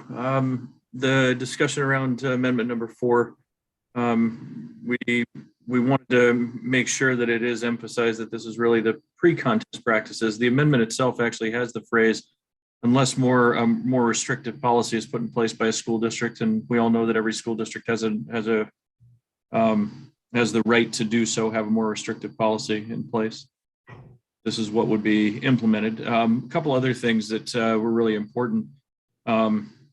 Number 1 is what is our risk management, firms, what do they say when it comes to the implementation of basically leave and come back? And as Don said, it's kind of open-ended. And we would, as school districts, would need to go back and make sure we talk to them to make sure we're implementing things in a way that they would feel comfortable with also. And then Dwayne Johnson actually brought up a really interesting idea of somewhat relating that type of a return after a longer absence, and thinking about it in terms of what we have in place for concussion protocol right now, or in some districts that return to play after COVID, and a graduated kind of return, just having it clear that way to potentially alleviate some inequitable application of the rule should it get passed. And then the second, amendment number 5, we spent a little bit of time talking about it, and really the the support of the concept of trying to make sure that our academic rules are being applied equitably to athletes in all 3 seasons. And right now there is this imbalance. So trying to come up with language that's going to end up helping them be applied equally is really something that we support. Thanks, Jeff. Group 9, my college second baseman, Hoppy, you there? Go Cats. Number 4, many of the things that were already said, we appreciated that the SMAC committee has weighed in and supported it. Obviously, it's much easier to attract or to track and apply and be able to share that with the athletes and parents. Cons just would be that the concern that coaches are going to have to discern if a kid is physically fit prior to competing and what's the liability associated with that. And Jeff Lowell had mentioned about risk management. So number 5 allows a student athlete really to have an equal opportunity to have that applied to them, whereas the means for some kids are going to be different to access summer school or not have that penalty apply in the fall. Couple of the concerns that we had was the spring grades being a carrot to try to get the kids to perform in June so that they don't have a penalty, and maybe some kids are going to blow off spring grades. And then we also talked about needing to flesh out that suspension timeline at the middle level, because many middle level leagues have 4 seasons instead of 3, and their seasons are shorter. So a 3-week period is a pretty substantial amount of time. Comparatively, our 5-week suspension right now is reduced to only 3 weeks in the fall for middle level. So we'd want to make sure that gets addressed. Thanks, Lauren. Back up to 1, Don Bazzizo. Yeah, here's my chance to say, yeah, I echo a lot of already talked in front of me. Specifically, we talked about the risk management and supporting the number amendment 4, even though the SMAC committee approved that. Also, the load on the coaches was an issue, getting our coaches to handle who's ready and who's not. And also, the health and consideration in the first 10 days versus mid-season, how's that different? We're not so concerned when a kid, like most of us said, is out for 9-10 days, but can come back on the next day and play mid-season, but can't do it in the first part of the season. So we've got kind of both sides of the coin here. Looking at both situations are not easy. Amendment 5, we didn't get to spend a whole lot of time on that because we spent most of our time talking about number 4.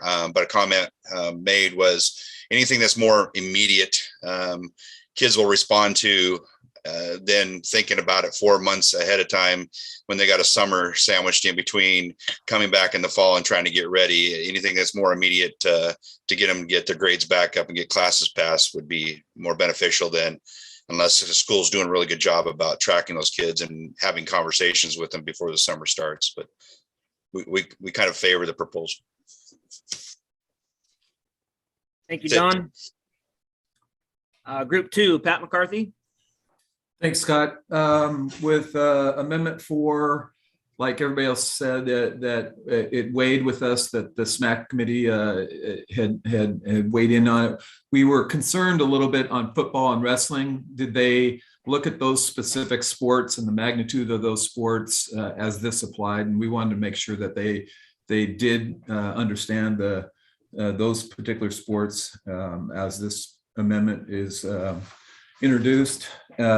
We also recognize that there's going to need to be some common sense with coaches and administrators about having kids return to play. And we also recognize that it's very favorable to administrators because of the ease of tracking. So that was it for Amendment 4. Amendment 5, we had some small school representation, and it's not an issue with small schools because they track their kids pretty closely. And so they keep track of grades and so forth. So it didn't seem to be an issue, at least for the ones that were in our group. We wanted to support teachers in the spring of kids maintaining their grades and so forth. And we also felt that, we might be sending a wrong message to our kids. So this might be a slippery slope and so forth. So anyway, so it was mixed on Amendment 5 for us. Thank you, Scott. Thanks, Pat. And Group 3, Patrick Russell. Yeah, so we spent the time talking about Amendment 4. We didn't get to Amendment 5, but Amendment 4, some of the things that have been said, tracking easier for ADs and coaches. I know maybe a couple years back, the practice piece for football and for wrestling, is that equitable? I think as we looked at this a little bit, biggest thing was, I think, are we putting our medical professionals in any challenging place by enacting this? That would be, or I like the idea. I think somebody said we're similar to concussion protocol. We have a protocol for kids coming back that have had a medical leave or extended absence versus vacation or something like that. So number 5, I appreciate what Tim Graham from District 4 said. I think maybe not perfect, but maybe better. I would say the only thing, being a small school guy, summer school options for a lot of small schools or for private schools may not be as readily available. And then I think there's some agreement that looking at all fall, spring, and winter, how does this affect eligibility for all 3 seasons, not just fall or spring, or in this case, mainly fall. So. Patrick, that was Greg Whitmore. I was just quoting him, better, more than perfect. Thanks, Patrick. So at this time, we would have the ability to, in the chat, if you want to ask a clarifying question of the author or presenters of either one of those amendments, just type in question, and Justin, my beautiful assistant, will edit the chat room or monitor the chat room.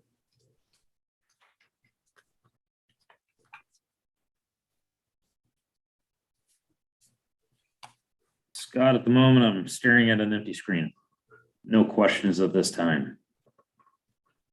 Okay, great. So we are going to move on to the last set of amendments. We're going to jump back up to amendment number 3. Amendment number 3 adds chess as a communication, arts, and leadership activity under the WIAA jurisdiction. And at this point, we would entertain a motion and second.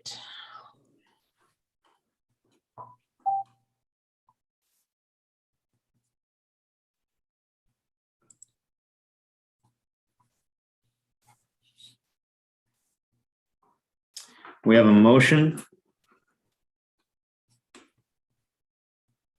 And we now have a second. Excellent. So amendment number 3 is on the floor. Presenting today is Representative Joel McIntyre and Randy Keck, who is the Washington High School Chess Association president.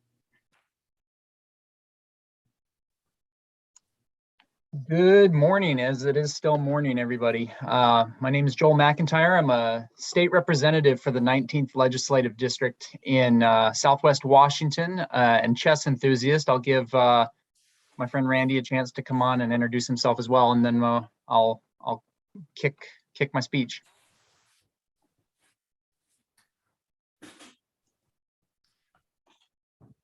My name is Randy Keck, and I am the president of the Washington High School Chess Association. I also director of the Northwest Chess League and coach the Ferndale High School chess team, and have for 20 years. All right. So thank you, everybody, for taking a moment to hear us on this amendment. The reason why I'm here and representing the school that I was a public school teacher at and went to school myself, Wahkiakum High School, is something interesting happened as I started teaching there back in 2016. I brought a couple chess boards with me into class, and as I was having lunch all by myself, I would have a student or two in there, and they looked pretty bored. And so I decided to say, hey, there's a chessboard. You guys could play. They don't know the rules. So I took an opportunity to teach them the rules. Long story short, within a couple months, chess, a third of that school was meeting in my classroom, shoved in there like sardines well before the COVID stuff. And I had to ask the school to get me more boards. And then we were playing so much and the kids started beating me, and I fancy myself a good chess player. I said, I wonder how they would do in competition with others. And I started looking around for tournaments that my students might be able to attend. And I had to do a lot of lifting, a lot of legwork. And I met Randy first there as I was asking him where there were some tournaments that my students can play. I realized that this gave students an excitement being in the classroom and wanting to finish their work quickly so that they could play one more game of chess before the day got out, or staying after school to play. And then it hit me that this is one more thing that we could do to help our kids stay activated and engaged in the classroom. So I saw very quickly that I didn't really need to push it. The kids enjoyed it themselves. And I think in these last couple of years in the COVID days, chess has seen a huge springboard. There was a Netflix special called The Queen's Gambit, which introduced an excitement for chess. Also, just the fact that people were closeted up meant that board games were on the rise. One of the biggest things that I think Amazon shipped was chessboards for some short period of time during COVID. And the best part about chess is that it can be played online as well. You can play with people all across the world. So I'm excited to be able to speak on behalf of this amendment and have a union of the state of Washington through the WIAA and other organizations to help organize chess so that parents don't find it difficult. The way I found it difficult to navigate those waters, parents are looking first at the schools to say, where can we get activities for my kid in whatever realm? And I'd like the schools and the WIAA to have an easy answer to say, we've got you. Chess is covered. And if you want your child to play chess, we have a place for that to happen. So thank you very much, and I stand ready for questions.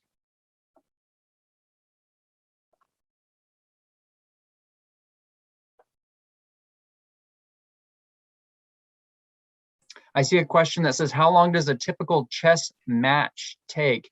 Randy, would you be willing to delve into that? I know we could go long into that on what a chess match is, but if you've got a quick hip pocket answer. Sure. Right now, under the Washington High School Chess Association, there's chess leagues, and if you qualify out of a league, you play in the state championships. Most leagues, the time control for a single match is 40 minutes per side, up to 60 minutes per side. And at the state championship level, it goes up to 90 minutes per side. So that's a 3-hour-long game at state. I see another question in the chat regarding the middle school level. Is there much of a turnout there? There is. Chess is huge in elementary level. And like many sports, it tapers off in the middle school. Those that are really into it continue. And then high school, it gets a little bit thinner yet. But it's hard to measure the numbers per se. On a high school level, we've got 6 different leagues around the state. You have to qualify to state out of that league. So last year, when it all moved online, we had 18 teams competing in the state championship online. So figure about twice that many teams had active programs in leagues.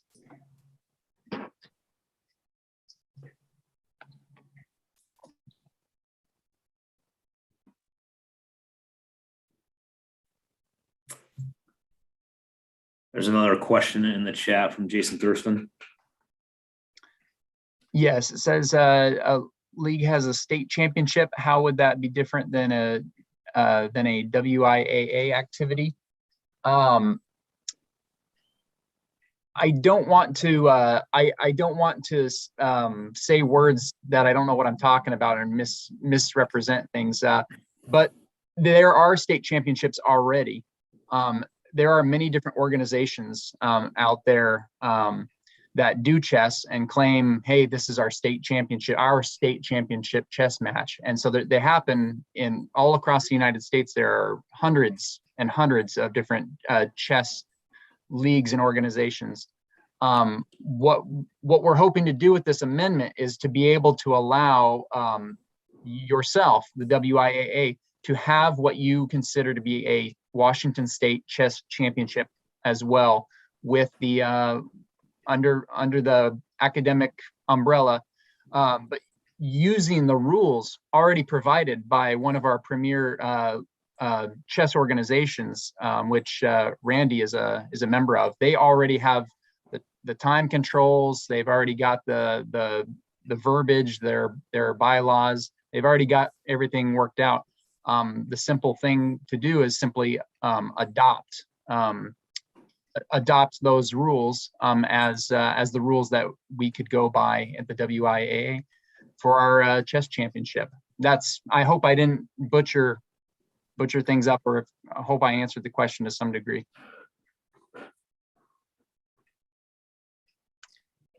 Yeah, the amendment proposes to put chess under the jurisdiction of the WIAA. Right now, and for the past 50 years, it's been operated by the Washington High School Chess Association. What we're looking at is the two organizations working together. So just like with drama, the WIAA works with the Washington State Thespian Society, and with music, you work with the Washington Music Educators Association. With chess, you would be working with the Washington High School Chess Association, who has a complete set of qualification rules and follows the international rules of chess, and is familiar with the 300-page chess rulebook put out by the U.S. Chess Federation.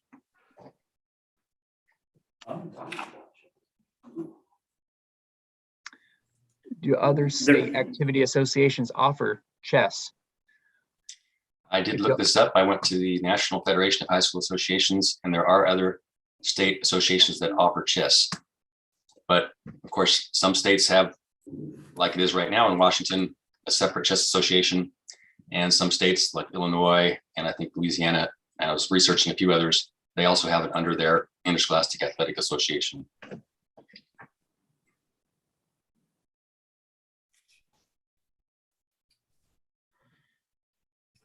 And I'll add to that right now, Randy, just to help you answer that. There are five associations that have chess as a sanctioned activity in their states.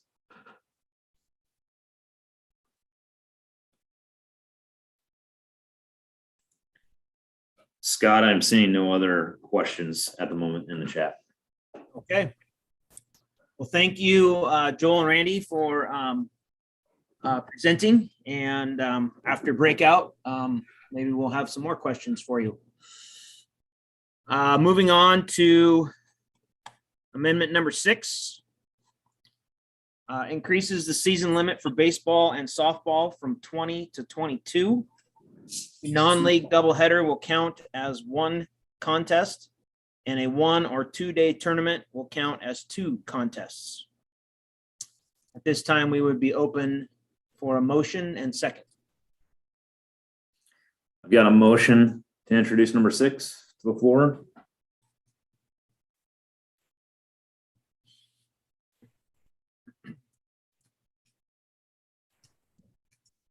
And we now have a second. Okay, amendment number 6.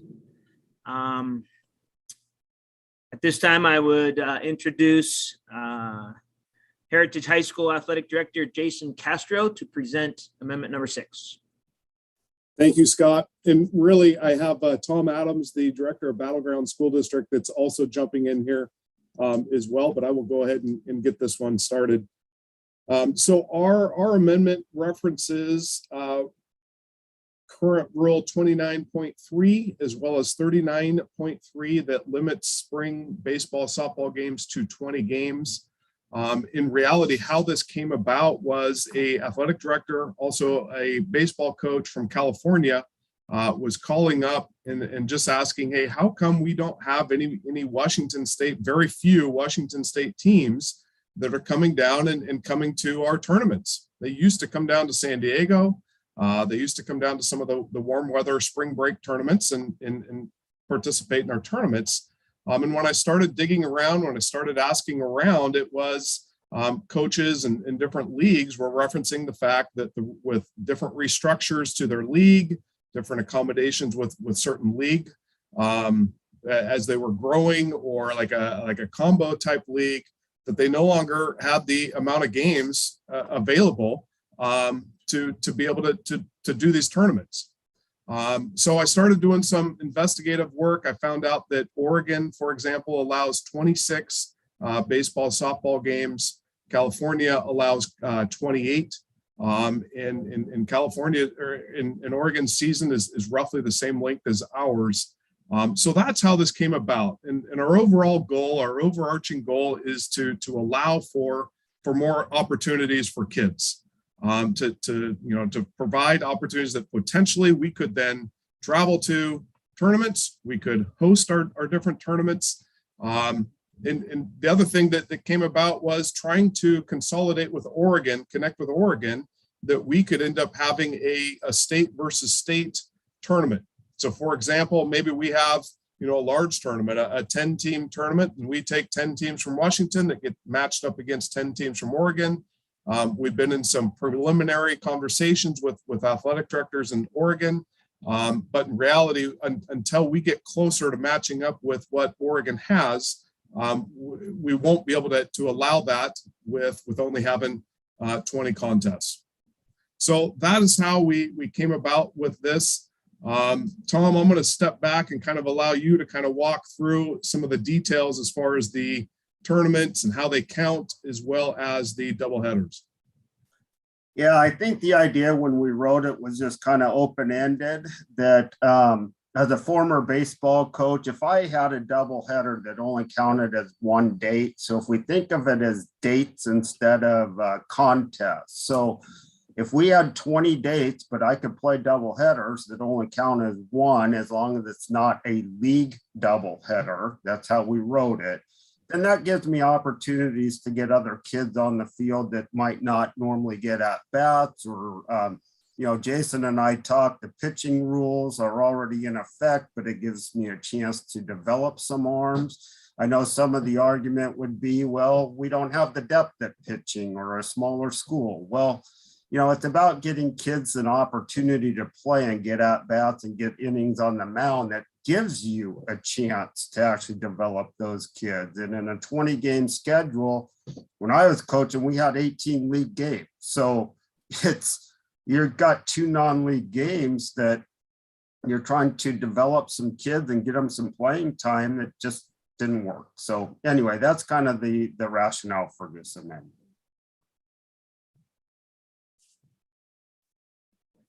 Thanks, Tom. I think we're very open to, again, our overall goal is to increase the amount of games that both baseball and softball are allowed to play.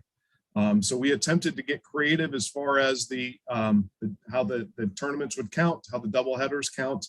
But I also believe that we are open to suggestions or changing, because again, we just want to make sure that providing our kids opportunities to play as much as possible.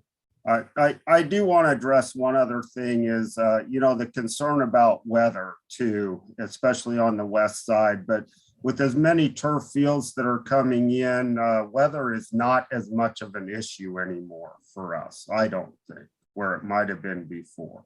And again, I just want to reiterate, it's about the dates, whether we play 1 game or 2 games on a date, as long as the weather allows you to do it, you're able to play them. So.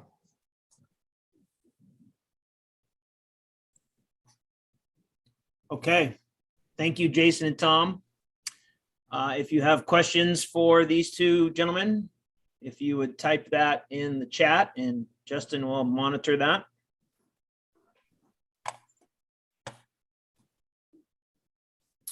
Suzanne Vick, go ahead and ask your question.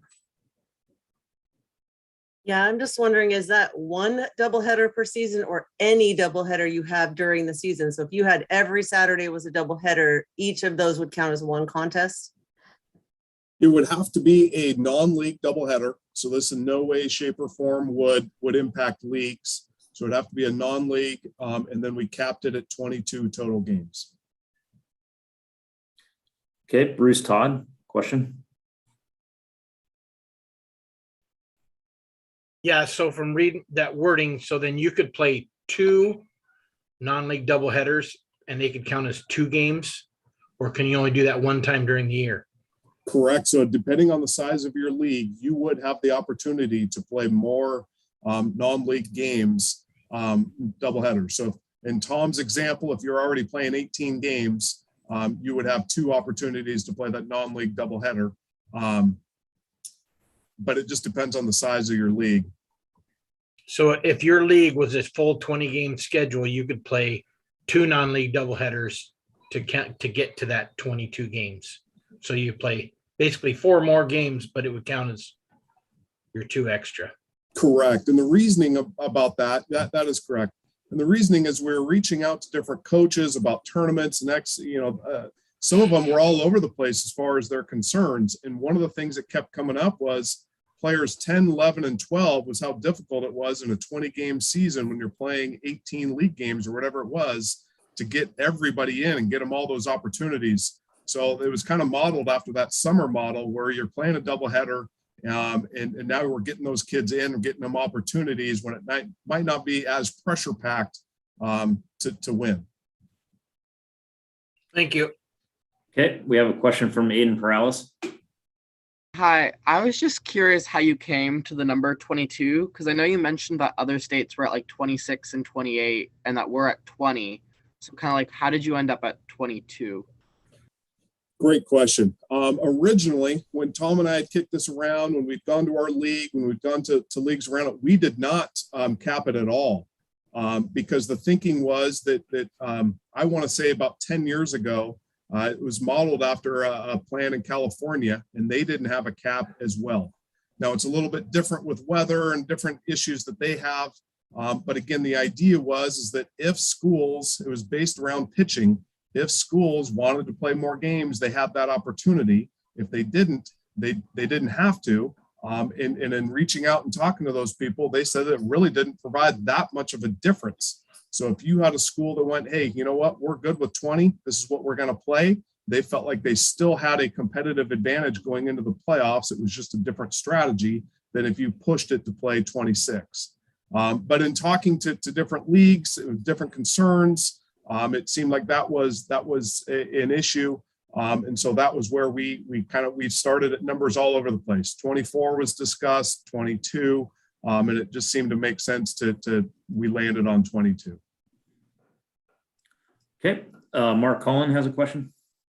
Thank you. I just want to make sure I understand essentially the nitty gritty of the difference between the original amendment proposal and the wording changes. So I assume in your presentation, you were presenting with the wording changes in mind. Is that correct? I'm sorry, I couldn't hear that. Maybe Tom, could you hear that one, or could you repeat that? Just a minute. Yeah.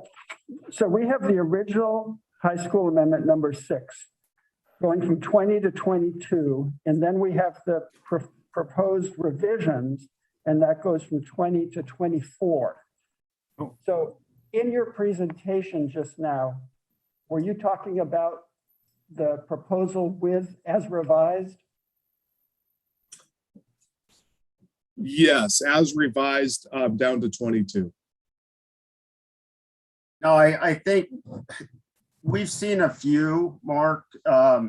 We originally wrote it, I think, or Jason wrote it, that there wasn't a limit. Then it was recommended that maybe we have a limit. And that's where these have gone back and forth. I think in Jason and my world, we would prefer 24 because you do have some leagues that are playing 18 to 20 league games. You're already capped out. So now in the revision. But 24, if you look on page 12 at the top, it's got 29.1.0 and 39.1.0. 20 is X'd out, and the number there is 24. It's not 22.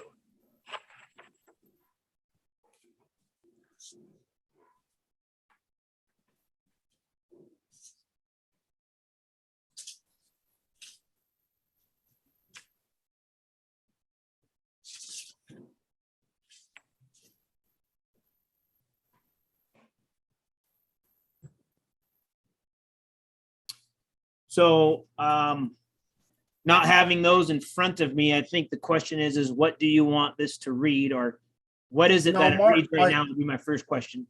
I actually understand Mark's. We are going from 20 to 22 contests, but the non-league, you could count, if you played a doubleheader, it only count as one of your 22. So that gives you the ability to play as many as 24 or 25 or 26 games without increasing the dates per se. Okay, thank you, because that was actually going to be my question about the original proposal. Is 22 the actual number of games as opposed to dates? And it seems that actually with 6 non-league double headers that it could be substantially more than the 22. Yes, Okay. that is correct. Okay, thank you. Okay, we had a statement from Dave Pearson. Dave, I don't know if you want to elaborate a little bit more on that, or if you have anything else to add.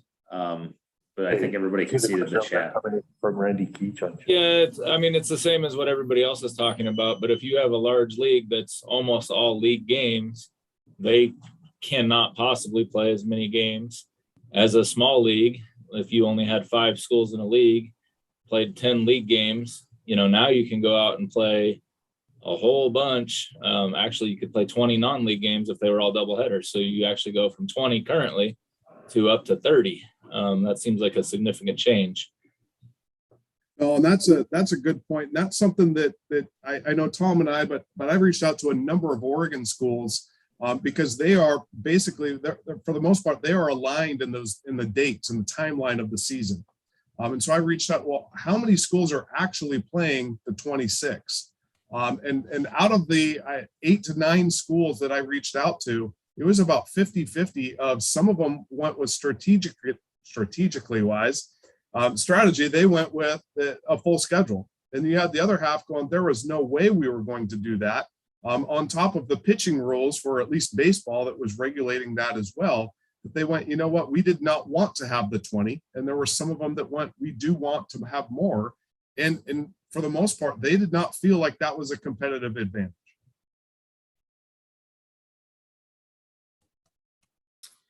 Okay, Scott, you also had a question, Stockslager. Yeah, I just wondered about that kind of related a little bit to that last question, is that I can see, is the other rule for a league doubleheader, that would be considered 2 contests, is that correct? Correct. So my concern is that, for some of those, is there an inequity issue here with some of the rural schools may not be able to travel to those, schools that are out of their league. Some of those leagues travel quite a bit. And, is that going to be creating an issue? Because if you're more encouraged, I guess, to schedule non-league competition than league competition, because it would cost you your contest limits. Right. So that's my one concern. So my experience when I first started coaching, I was on the east side, and there were a lot of Saturday double headers because of travel. And then you would play locally, like a non-league game during the week. What this actually allows is that non-league game, we could now play 2. And because we have to travel for league games, I can get more games in. And again, kind of going back to Jason's point of, baseball is regulated by pitching already anyway. So, it just gives us an opportunity to play more games, get more kids innings on the mound, at bats. But I do get, if you're playing a ton of league games, and again, I have a lot of experience of 18 league games where if I only have 2 league games, now I get 2 more games for my kids. That's it. That's what's going to happen. Suzanne Vick had the next question. I'm an advocate for more games, for sure. I'm just wondering about the equity of it. So for example, we have an 18 team game league schedule. We would get a maximum of 26 games if we did those 4 games double headers. But if in Southwest Washington, where your league is super small and they have 10 league games, they could do 12 double headers and have a game count of 34. when you're going for a state title with those same exact teams, I'm wondering if there's a way to word this so that everybody could get to the same maximum. That's my concern. They do that in volleyball. That was the amendment I brought forward, but the, a tournament counts as X, but you could only do it once, maybe twice, versus I could do 12 double headers is different than I only get to do 2 or 3. Right. So how I would answer that, Susanna, is your top pitchers, you have to have 2 great pitchers to win a state title. By going to more games, those pitchers aren't getting any more innings. It's the other kids that are getting more innings because the dates didn't change. So you're actually building your depth and giving opportunity for kids, regardless of the number of games you're playing. Your top kids are going to play or pitch, get the same at bats, basically. Well, you might get more at bats if you are playing more games, but in terms of pitching, which is what it's about, it's is it really about pitching, or is it the amount of opportunities you have at bat? If I get to play 34 games versus someone playing 26 games, and then there's no pitch count for our females, like if they're going to push this to the limit, that's a lot on those girls' arms too. So, and anyway, I am in favor of more games. I'm worried that there's an inequity of who gets to play how many games. Fair enough. Yep. I will tell you, in our neck of the woods, you're right. We don't have as many teams, but we are playing cross levels. So we're playing 15 to 18, like guaranteed games anyway. Part of it is because we're limited. So, yeah. Jesse, I don't know if you want to, that's just more of a statement. It seems like equity and access to field with lights, but do you want to expand on it? No. Okay. Derek Tucci had asked about would it have the same impact on the softball? So Tom, just want to address that it does appear to be for both softball and baseball. That's correct. Right. Baseball and softball. And that was a big reason why, like we said, originally there was no game limit. It was kind of up to those individual schools. But I think a big reason for why having a game limit is softball, and acknowledging that there is a difference in the games, and there is a difference between pitching in baseball and pitching in softball and arms. And so making sure that we weren't just playing 100 softball games and only 22 baseball games and that type of thing. So that was a big reason why we landed on that contest limit. I would also argue in softball, though, that gives you a chance to build your pitching depth as well, where you might not normally go with your second or third pitcher. So hopefully, again, we give a little bit of acknowledgement to our coaches that it's an opportunity for them to build some depth. So. Then we just have a statement in from Shane Nixon that it does list in there that it is 6 doubleheaders max on the count. Casey Gant, you had a question. Just more of a comment. Any concern about the amount of out of school time it's going to be pushed on these kids now that you're looking to possibly move some doubles to the weekdays? I know if you have a facility without lights, you play a weekday doubleheader, you usually starting at 1 or 2 o'clock, especially in March. Just kind of wonder where the superintendent's committee would be on that.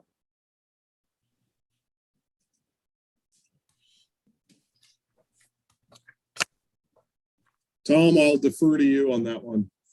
Well, I grew up in Oregon, so this is part of our conversation. Our first time through league, we always played 1 league game because of daylight savings time, which now is earlier. And our second half of the league schedule was a league doubleheader. So again, my feeling on this as an admin, as a former coach, as a former player that experienced all of this, is that we aren't necessarily increasing the dates. So if I play a 4 o'clock doubleheader, maybe I reduce it if we're playing in March and we play 2 5-inning games. That's what you do at a lower level anyway. Again, it's about the opportunity to get more at bats and more innings for kids. And if you don't have lights, you reduce that. If you have lights, then you have a chance to play, 2 7-inning games. So there's some things that could work around. Yeah.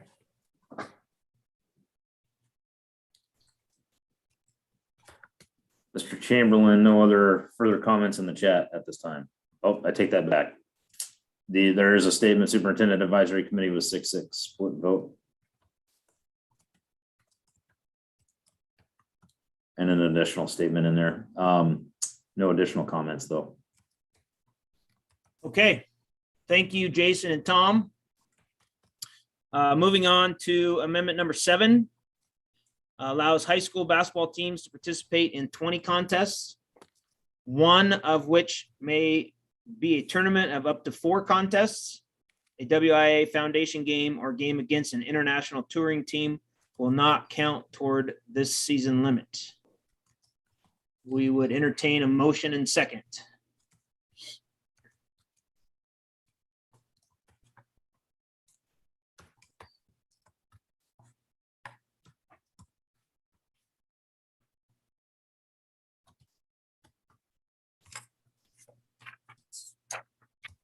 We have a motion. And now a second. Okay, amendment number 7 is now on the floor, and I'd like to introduce Onalaska High School Athletic Director Dennis Bauer. Okay, thank you, Scott, and thank you, everybody, for allowing me to present this. This is the exact same amendment that we presented last year, and it only, unfortunately, failed to pass by 1 vote. So I'm hoping that we can revisit this. Like the other amendment is about just opportunities for programs and coaches. It allows you to take one of your games and turn it into a tournament up to 4 consecutive games. Much similar to what other sports are doing, the volleyball, bowling, golf, wrestling. So it's just a means to allow leagues, like, for example, our league is such a big league that we only play 1 league game. And that's kind of tough for us for seeding for district. So it allows us to expand and allows us to get out and see other parts of the state. It does not add any to the season, because most of these tournaments, this tournament will take place over the holiday season or during the weekend. So there's really no out of classroom time. Again, it's just allowing coaches and players for more opportunity to play.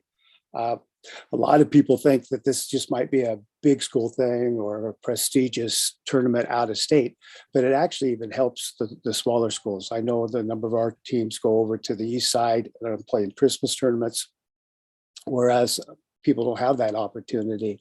There was even a school in our league last year was entertaining that it kind of would even help the teams that are trying to rebuild.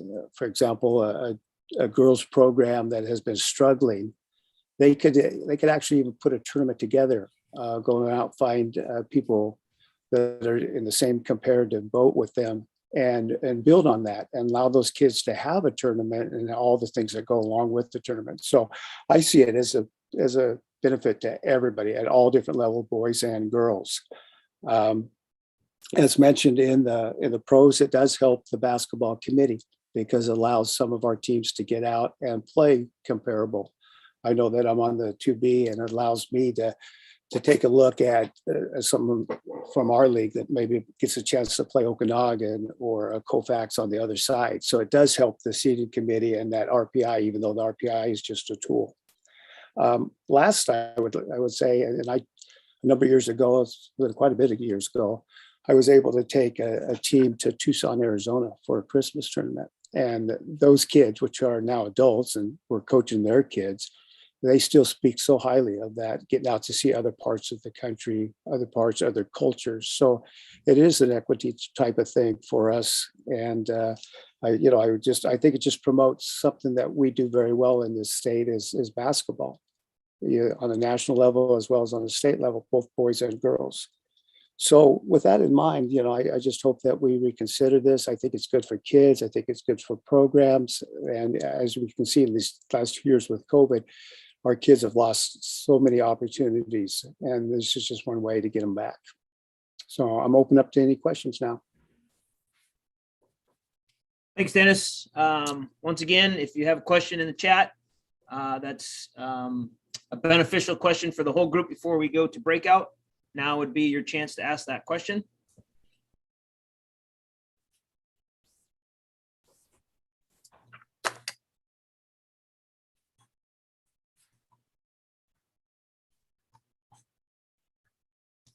Scott, I'm not seeing anything in the chat at this time. Justin, that means one's probably coming because it's happened every time you said that. Just kidding. I'm just helping push it along. There you go.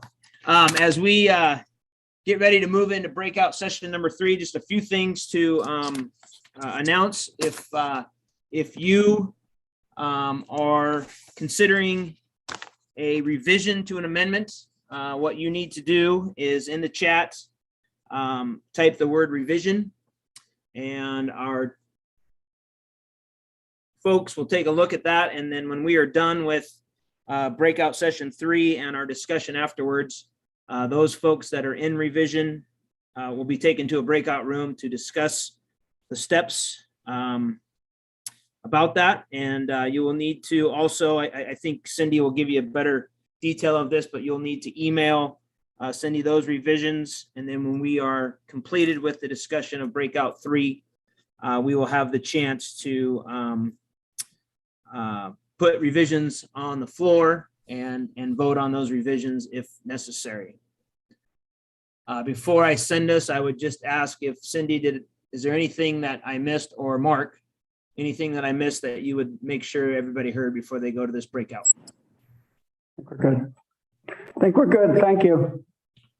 Okay, so the plan is there's 3 amendments in this discussion. So we're going to go back to the 15 minutes. And in 15 minutes, we will reconvene. If we have any questions, or first we'll recap, and then if we have any questions, we can ask those questions, and then we'll have directions on what our next steps are. So see you in about 15.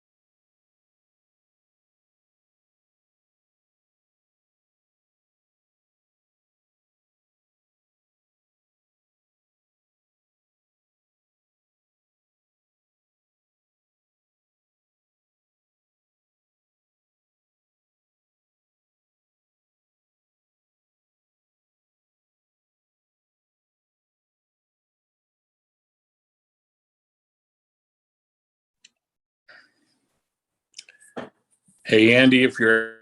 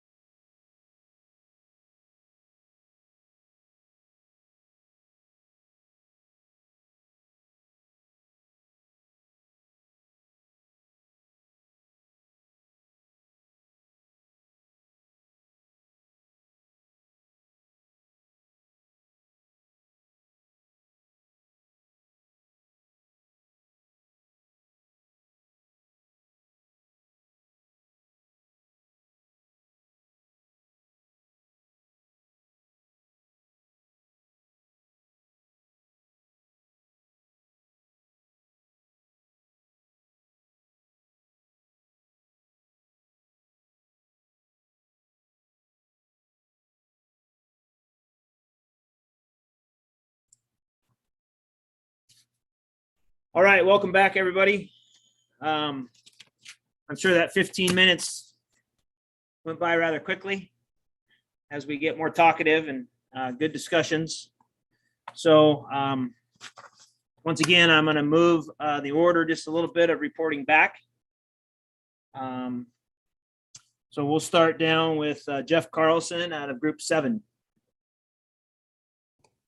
All right, thanks, Steve.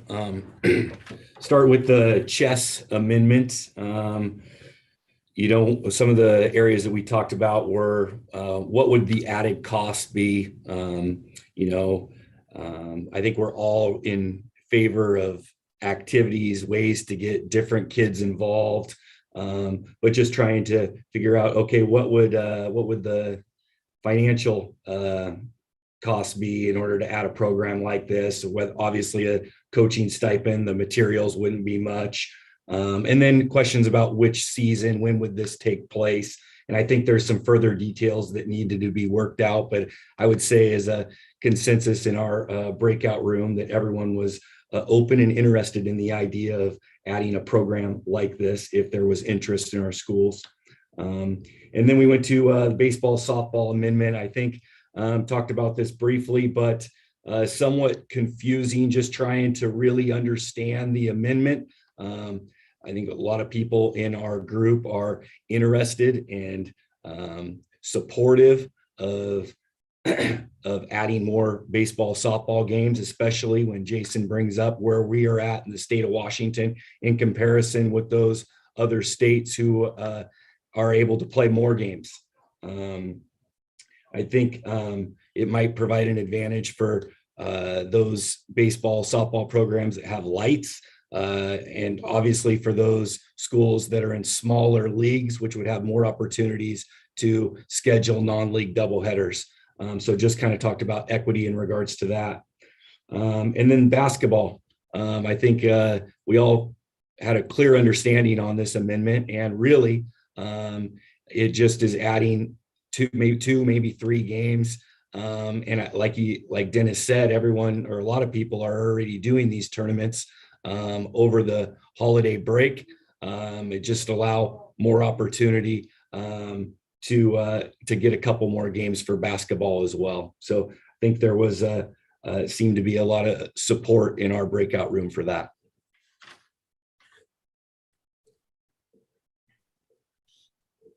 Thank you, Jeff. Group 8, Jeff Lowell, sorry. Okay. In Group 8, there was definitely support for Amendment 3, the idea of adding chess. And some of the schools that were represented in that breakout group already have chess clubs. So it'd just be moving what we currently do over to to align with the new rules should have passed. Excuse me. Looking at Amendment 6, the idea of baseball, softball, there's a great deal of discussion about that particular amendment with some concerns about the way it's currently written. There'd be interest from our group in seeing an amendment to the amendment and really limiting some of the, I guess the loose language that's in there and making it very similar to what we see in volleyball and what is being attempted in the basketball rule in amendment number 7, and that is just setting a hard cap for the number of games that could be offered in a season. 2 league or non-league contests in a doubleheader would count as one of these, and you do it up to a limit of 22 games, that kind of a thing. So it's the dates rather than in some ways, and then the number of games. So there was a great deal of discussion, like I said, about trying to amend this particular language, but in the current form, some real concerns about inequitable opportunities for kids across all sorts of leagues and across the state. And then support for high school amendment 7, the idea of allowing the basketball teams to participate in 20 contests. There was support in ours for the way it's written and seeing this move forward.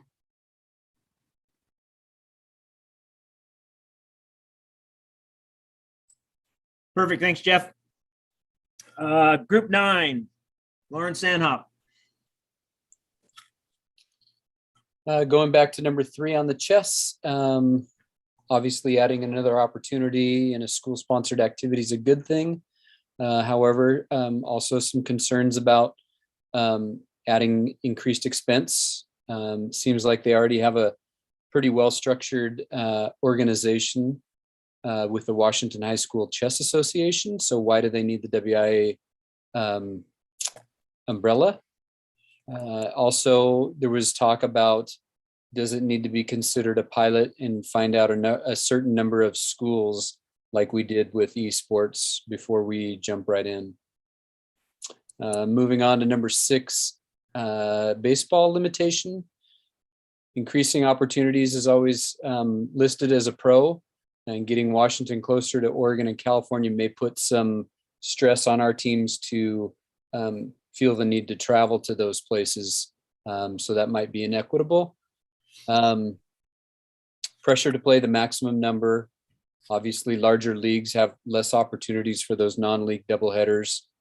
And then there's some convoluted language around the counting of those games,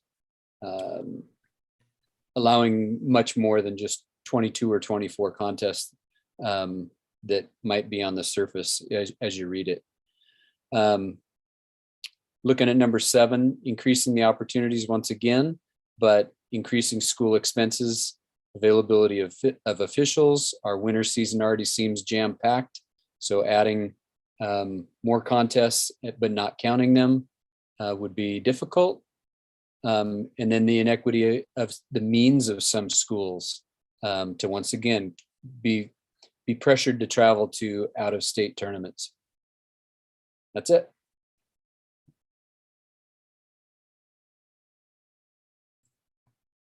Thanks, Lauren. Dawn, Group 1, you're up. Yeah, I'd love to say I echo Lauren because that's exactly what we talked about. First of all, chess being added, we have groups in the Northwest Conference that already do kind of a chess club group out of Ferndale, and so we have a lot of schools that are a part of that already in the Northwest Conference. So we'd be in favor of housing that as an activity under the WIA umbrella. Amendment 6 and 7, we kind of talked and combining, just like Lauren and Jeff both stated, schools would be pressured if you added contests. First of all, we would think the language, again, we agree that language needs to just focus on contests. Anything that you kind of throw out there in an amendment that's hidden games under it, kind of like these 2 amendments have, it gets confusing to the membership, I think. And we would all agree that just adding contests, like a contest is a contest is a contest, just go with the number of contests would make it cleaner. But again, any contest that you add, we're concerned about the number of officials in a world right now. Even before COVID hit us, do we have enough officials to cover all the contests that we're trying to add? That's a big question. And, schools are forced to go to these things, puts heavy duties on programs and coaches to go fundraise and put more pressure on your communities to draw in more money into go into these different events. And so that's kind of where we're coming from in our group. Thanks, Don. Group 2, Pat McCarthy.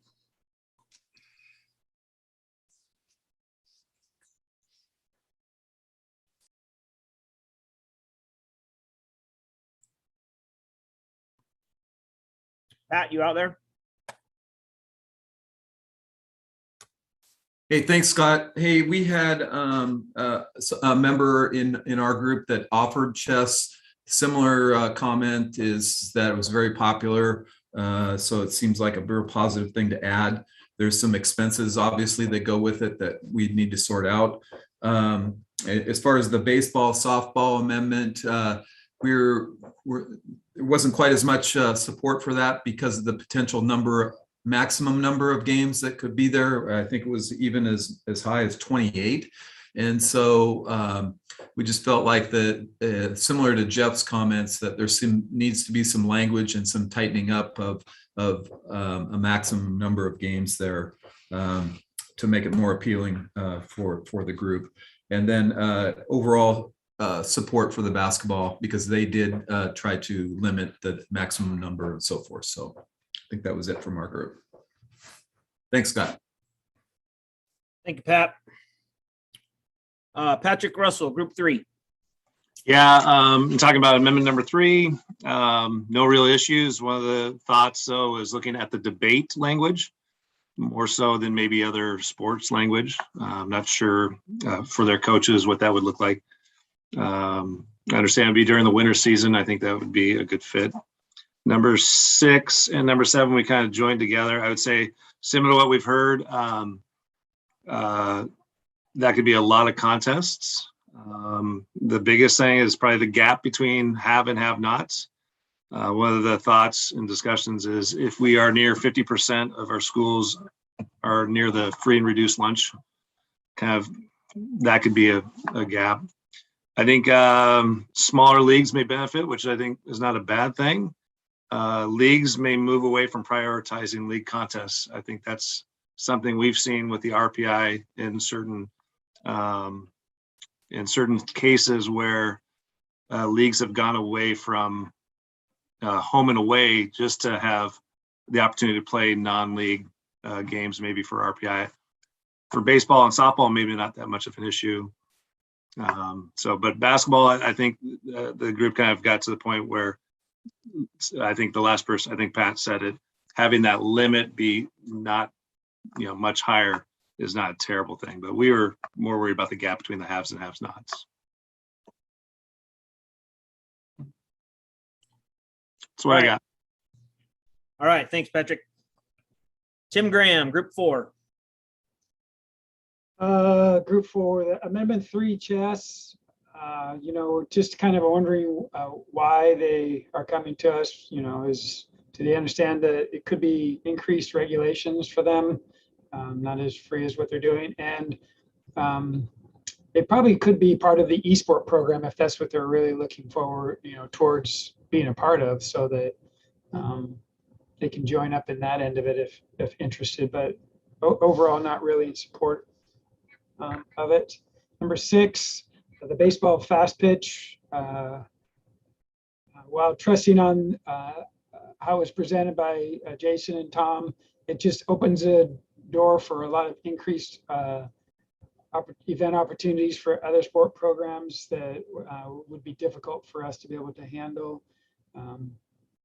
It opens it up for more games than what is stated. It would be nicer if it were just a true cap of 22 so that we truly knew what that was. And it does have the haves and have nots as far as facilities and other opportunities. So group was not really in support as written, but may support if it truly was capped or had a number there that's associated with it.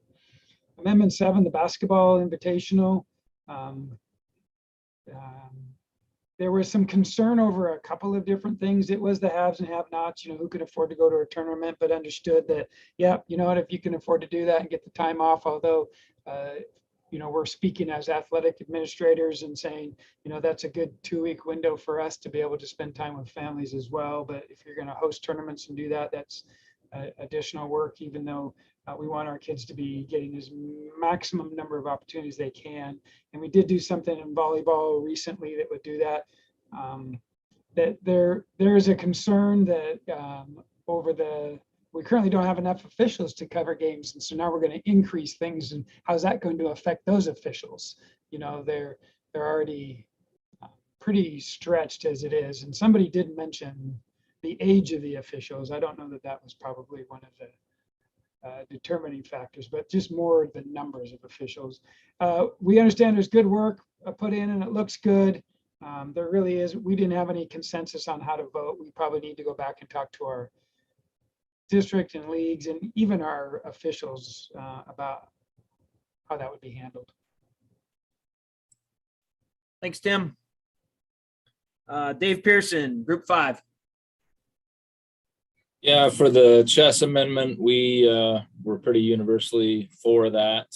We didn't see much reason to not support that, although kind of like Tim just said, maybe they don't realize there may be added regulations on them if they were to join WIAA. For baseball, softball, number 6, we had a good discussion regarding missed class time for spring sports, which is already in place. We talked about, can we get officials, transportation? How do we pay for those extra costs? Again, anytime you had contests, we have those discussions.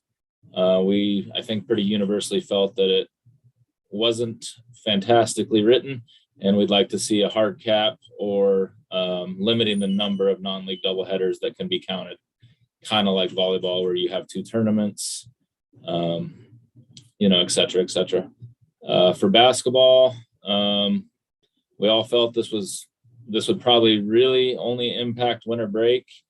Generally, I think we supported it, realizing that, yes, that would put more time for whoever's hosting. There could be some inequities of who can travel, who can't. One of our leagues that was in the discussion, though, did vote 19-0 against said amendment. So figured we should talk about that as well.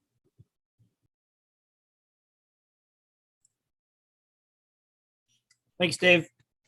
Group 6, Dawn. Okay, for chess, talked about that. Obviously, there might be some additional costs if we own it. Might bring other ASB type groups out that want to also fall under the WI umbrella.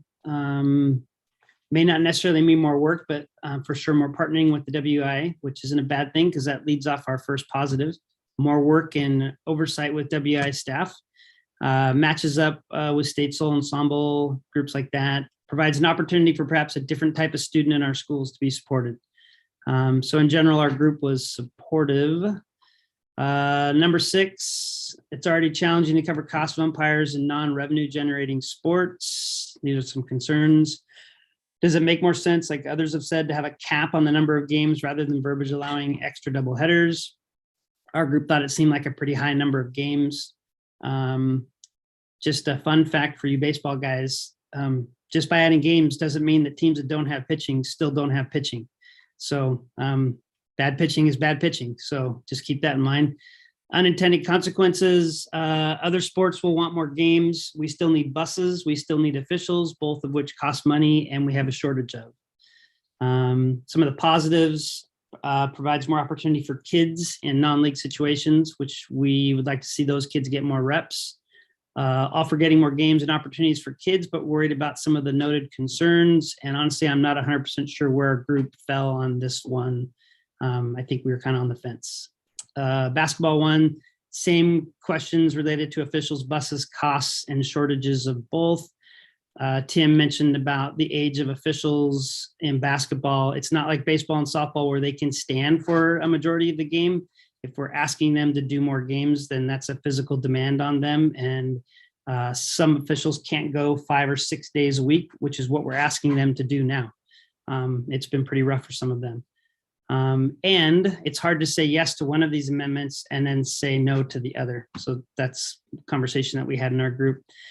Positives, coaches would probably rather have more games than practices, obviously. We hear that a lot. And we're all for adding more contests for kids, but sometimes it creates more questions and challenges along the way.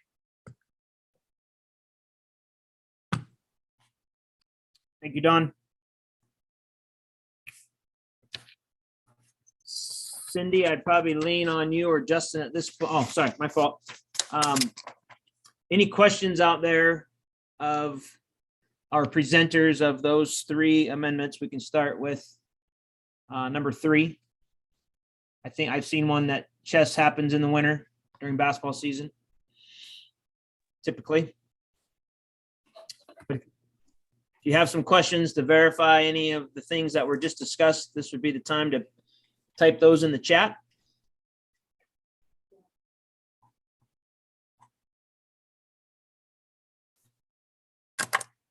Scott saying no additional questions. Okay. See, just kidding. Would chess need to follow the pilot process for adding? Nick or Cindy, do you want to speak to that? Not if it passes as an amendment. So there's the trial sports route or there's the amendment. What? Sorry, there's a lot of feedback and echoing there. There's 2 ways to do it. One is no. Any better? No, still a lot of feedback. I think I heard enough of it, Mick. I might be able to. I heard you, there's two ways to do it, either through amendment or through the trial process. Thumbs up. So the answer to the question would be that would be one way that it could happen. Or it could also just go through amendment. Any other questions on these three? Well, let's move to number 6. If there's not any more on number 3, any questions on number 6?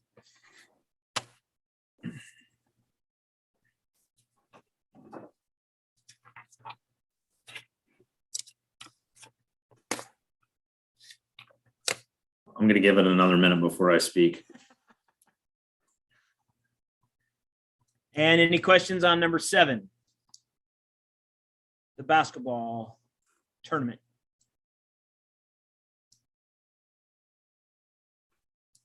Seeing no additionals. Okay. So the intent was that if anybody in Rep Assembly, including the authors or the delegates, were looking to revise any of the amendments, that they would have let us know through the chat, and that they would have produced some language already, no different than when we're live. We have a amendment to the amendment or revision sheet that you fill out and hand forward, and then we work on the language to make sure it reads correctly before we put it in front of Rep Assembly for vote. I haven't been monitoring the chat the whole time, but I have not personally seen anything about a revision. Scott, there have been no revision proposals in the chat. Not sure if Cindy has received any via email. The 3 we've received are numbers 1, 3, and 6. We received those in advance of today's meeting. Okay. And they were presented that way today, correct, Mark? Correct. Okay. I did hear quite a bit of discussion around number 6, wanting to see amendment number 6, wanting to see it look differently. But have not seen or heard that anybody would want to change that language. So if we have no revisions, what's our next step? Somebody has to propose a revision for number 1 and number 3. And number 6. Number 6, I don't know if they want it. But they need to tell us that. Okay, so for those that, it's still a little bit, a lot of feedback there in the room, but there needs to be a motion. Sorry, Scott. There needs to be a motion for the amendments to 1, 3, and 6. Right, yeah. For the revised language. Yes, correct, for the revised language. Okay, so let's start with amendment number 1. What was presented is the revised language. However, for us to put that to vote, we need to accept that language through vote. Is that how I'm understanding that, Mark? Yeah, we need a motion. Okay. So if we would entertain a motion to accept the revisions to amendment number 1. Yeah, motion and second, please. We have a motion for the revisions. We have a second. Okay. And then as well, number 3, we do these all at one time and then vote later? No. One at a time. Okay, so we want to vote now on. Okay, gang, before you go to vote, you can see if you go back to the spreadsheet, I just put it in the chat again. You're going to want to look under letter E where it says proposed revisions to amendment number 1. This is high school and middle school, so everybody should vote. And it would be helpful if you typed yes or typed no. It just helps when we sort to be able to find where we are on that. And don't forget, you have to either tab or hit return for it to pop in. So please, after you type, get out of the box so it stays in there. Thank you. Any questions, you can message me in the chat or unmute yourself and I can help. If you don't vote, we're going to consider it a no vote. So make sure you vote. So BJ, I do have a procedural question. One of the District 2 representatives had to leave. So he had to step Yes, for voting. So can somebody step in right now and take Jason Thurston's vote? Just change the name in the spreadsheet for being present. And can we ask our District 2 director if we can do that? somebody in the Zoom room will have to answer that. I think so, yes. Mark believes yes.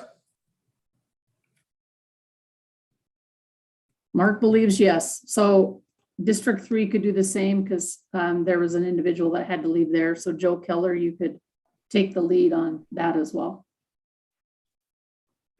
And I should So, also make it clear that the proposed wording, in my view, does not alter the intent of the proposed amendment.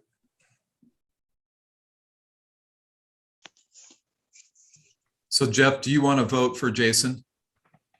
Are you able to? Just did. I Okay. just did, yes. Okay, thank you. So again, just as a reminder of what BJ said, once you write in yes or no, make sure that you hit enter tab out of that or click over to an open cell so that it registers. Otherwise, we just see your box filled with a gray spot and no vote though. Justin, I have a question. I'm on my phone. I've had to move locations. So I'm not sure how to vote from my phone. Can I do a verbal? And I can't get the spreadsheet up on my phone. Lori, I think that's fine. You could also communicate with somebody else in your district to vote on your behalf, but you could put it in the chat or you could do it verbally and we'd be happy to add it. Okay, thank you. We would accept a verbal vote in the event of a tech failure. And Cindy and Mark, I think it is fair that amendment number 1 has passed. Some of you have started voting on the other 2. Those have not been moved and seconded. So It's lunchtime. Okay. Okay. Okay, so as we continue, some of you continue to figure that out, we will move on to amendment number 3, and we would entertain a motion to accept the revisions to amendment number 3.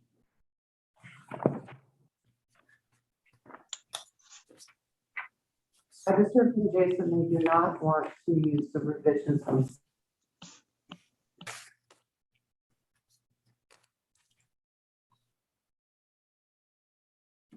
again, you're voting in column F are the revisions to amendment number 3. Do we have a motion in a second? We're still waiting on a motion. Oh, I'm sorry. I'm sorry. Okay, fine. If someone could make a motion, if they want to.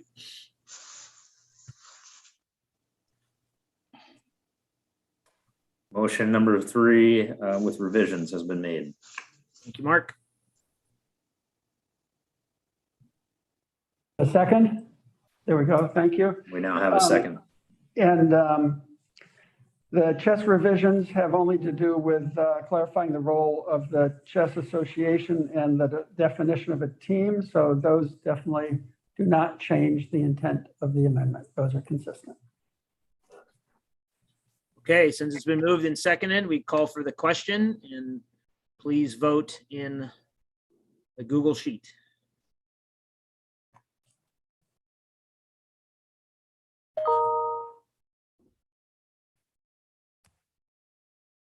Just a quick question. If we're only a middle school non-voting member, we just leave our section blank on the Google Doc. Is that correct? Correct. Thank you for the reminder. Yes. This is a high school only.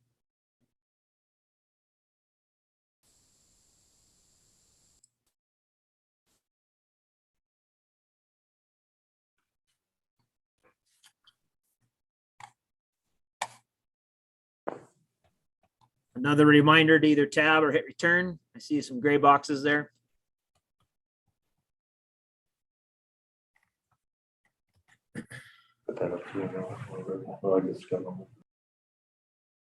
Cindy and Mark, it appears that that has passed as well. I will continue to count votes and put it in the sheet, but it looks like that has passed.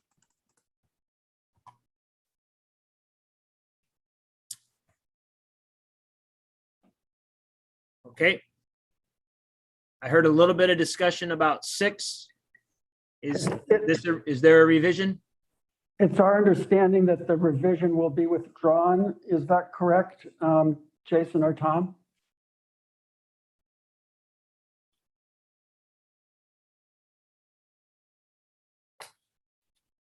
Cindy, what did you get?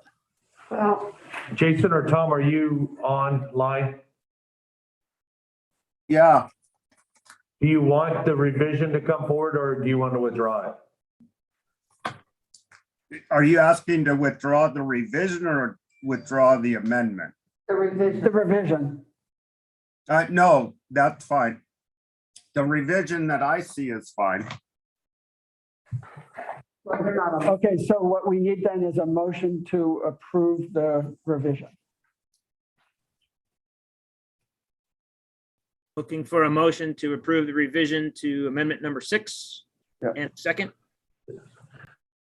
Okay.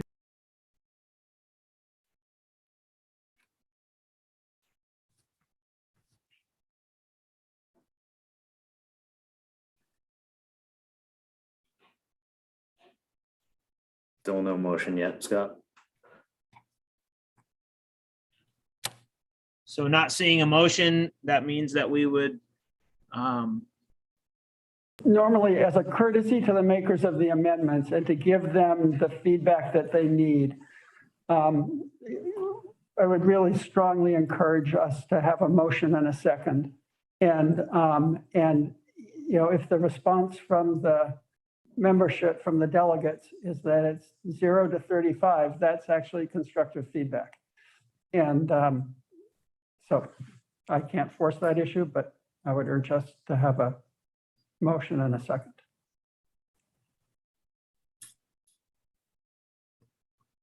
Thank you. We have a motion to accept number 6. You can move to accept something and then vote against it. And we now have a second. lots of seconds. Good job.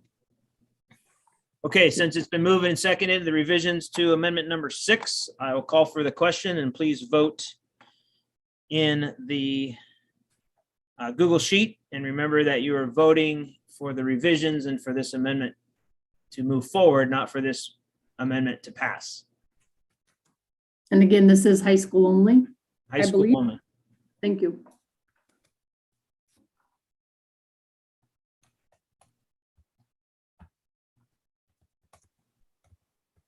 My apologies. In terms of intent, clearly the intent is to increase the number in both amendments, so that's consistent.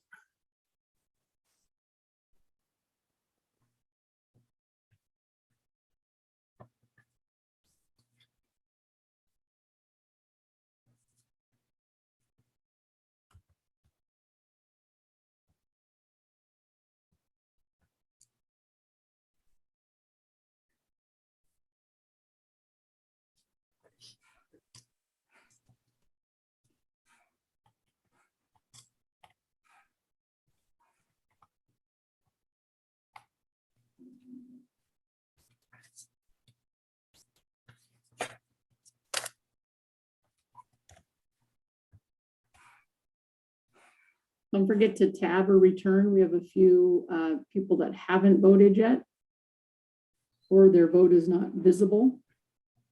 So I will change that to a no here shortly if it doesn't get voted.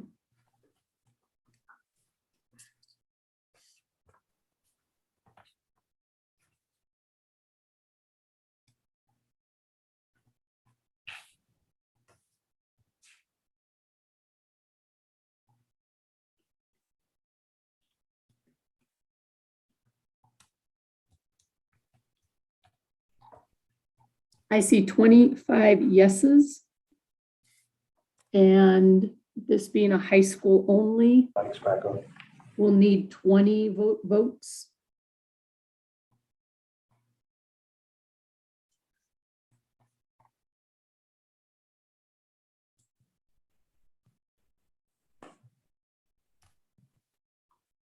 So I believe this passes, Cindy and Mark. How many votes do we have, BJ? Total votes should be 34 votes. How many yeses do we have at this point?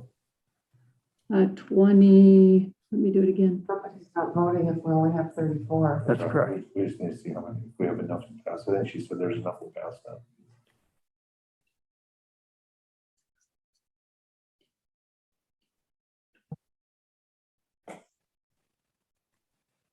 I count 26 yeses.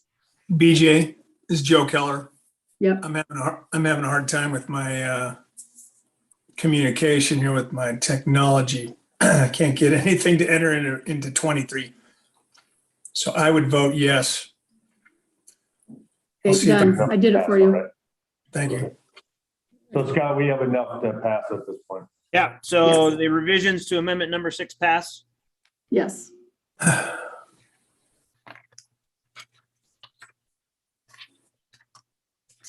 Okay, We're ready to move on. so that concludes our voting. Okay. Thank you very much. Thanks, everybody. Thank you, Scott. Miles, we are at the point on the agenda for other business. Do you have any other business for us? I do not. All right. Either do we.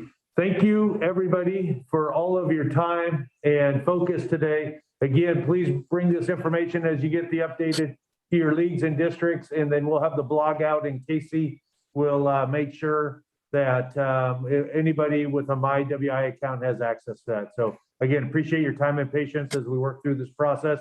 And to all of you who brought forward amendments, thank you for your willingness to put in the extra time to make a difference for the association. Much appreciated.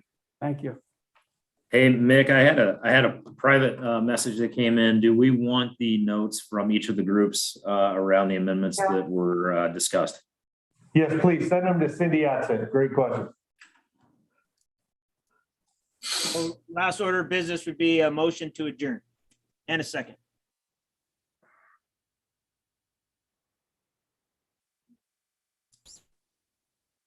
If they haven't left yet. Oh, and we have a motion And a second. Perfect. All in favor, say yes by leaving the meeting. No, just kidding.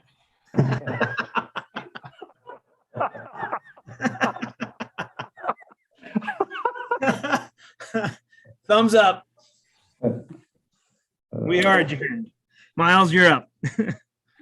All right. Thank you very much, everyone, and have a good rest of your afternoon.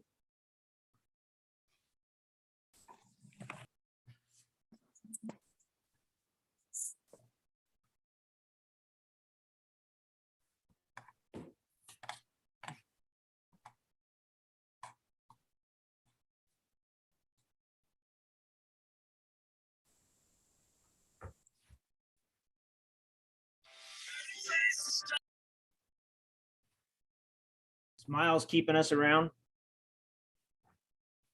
I think he left. Are we supposed to stick around as board members? I think the president's gone, so it's up to the vice president to decide if we can Okay. go to lunch or not. Okay, Vice President Chamberlain. I already hit leave once, had to come back. I don't think we have any business because Miles isn't here to lead us. So thanks. Have a great day. The president's gone and the executive director's gone. So I think that means that Hey, that's good leadership, Scott, man. Yep, Nice that's job. right. You guys Nice job enjoy the today. rest of your day. See you later. Nice job. Nice job.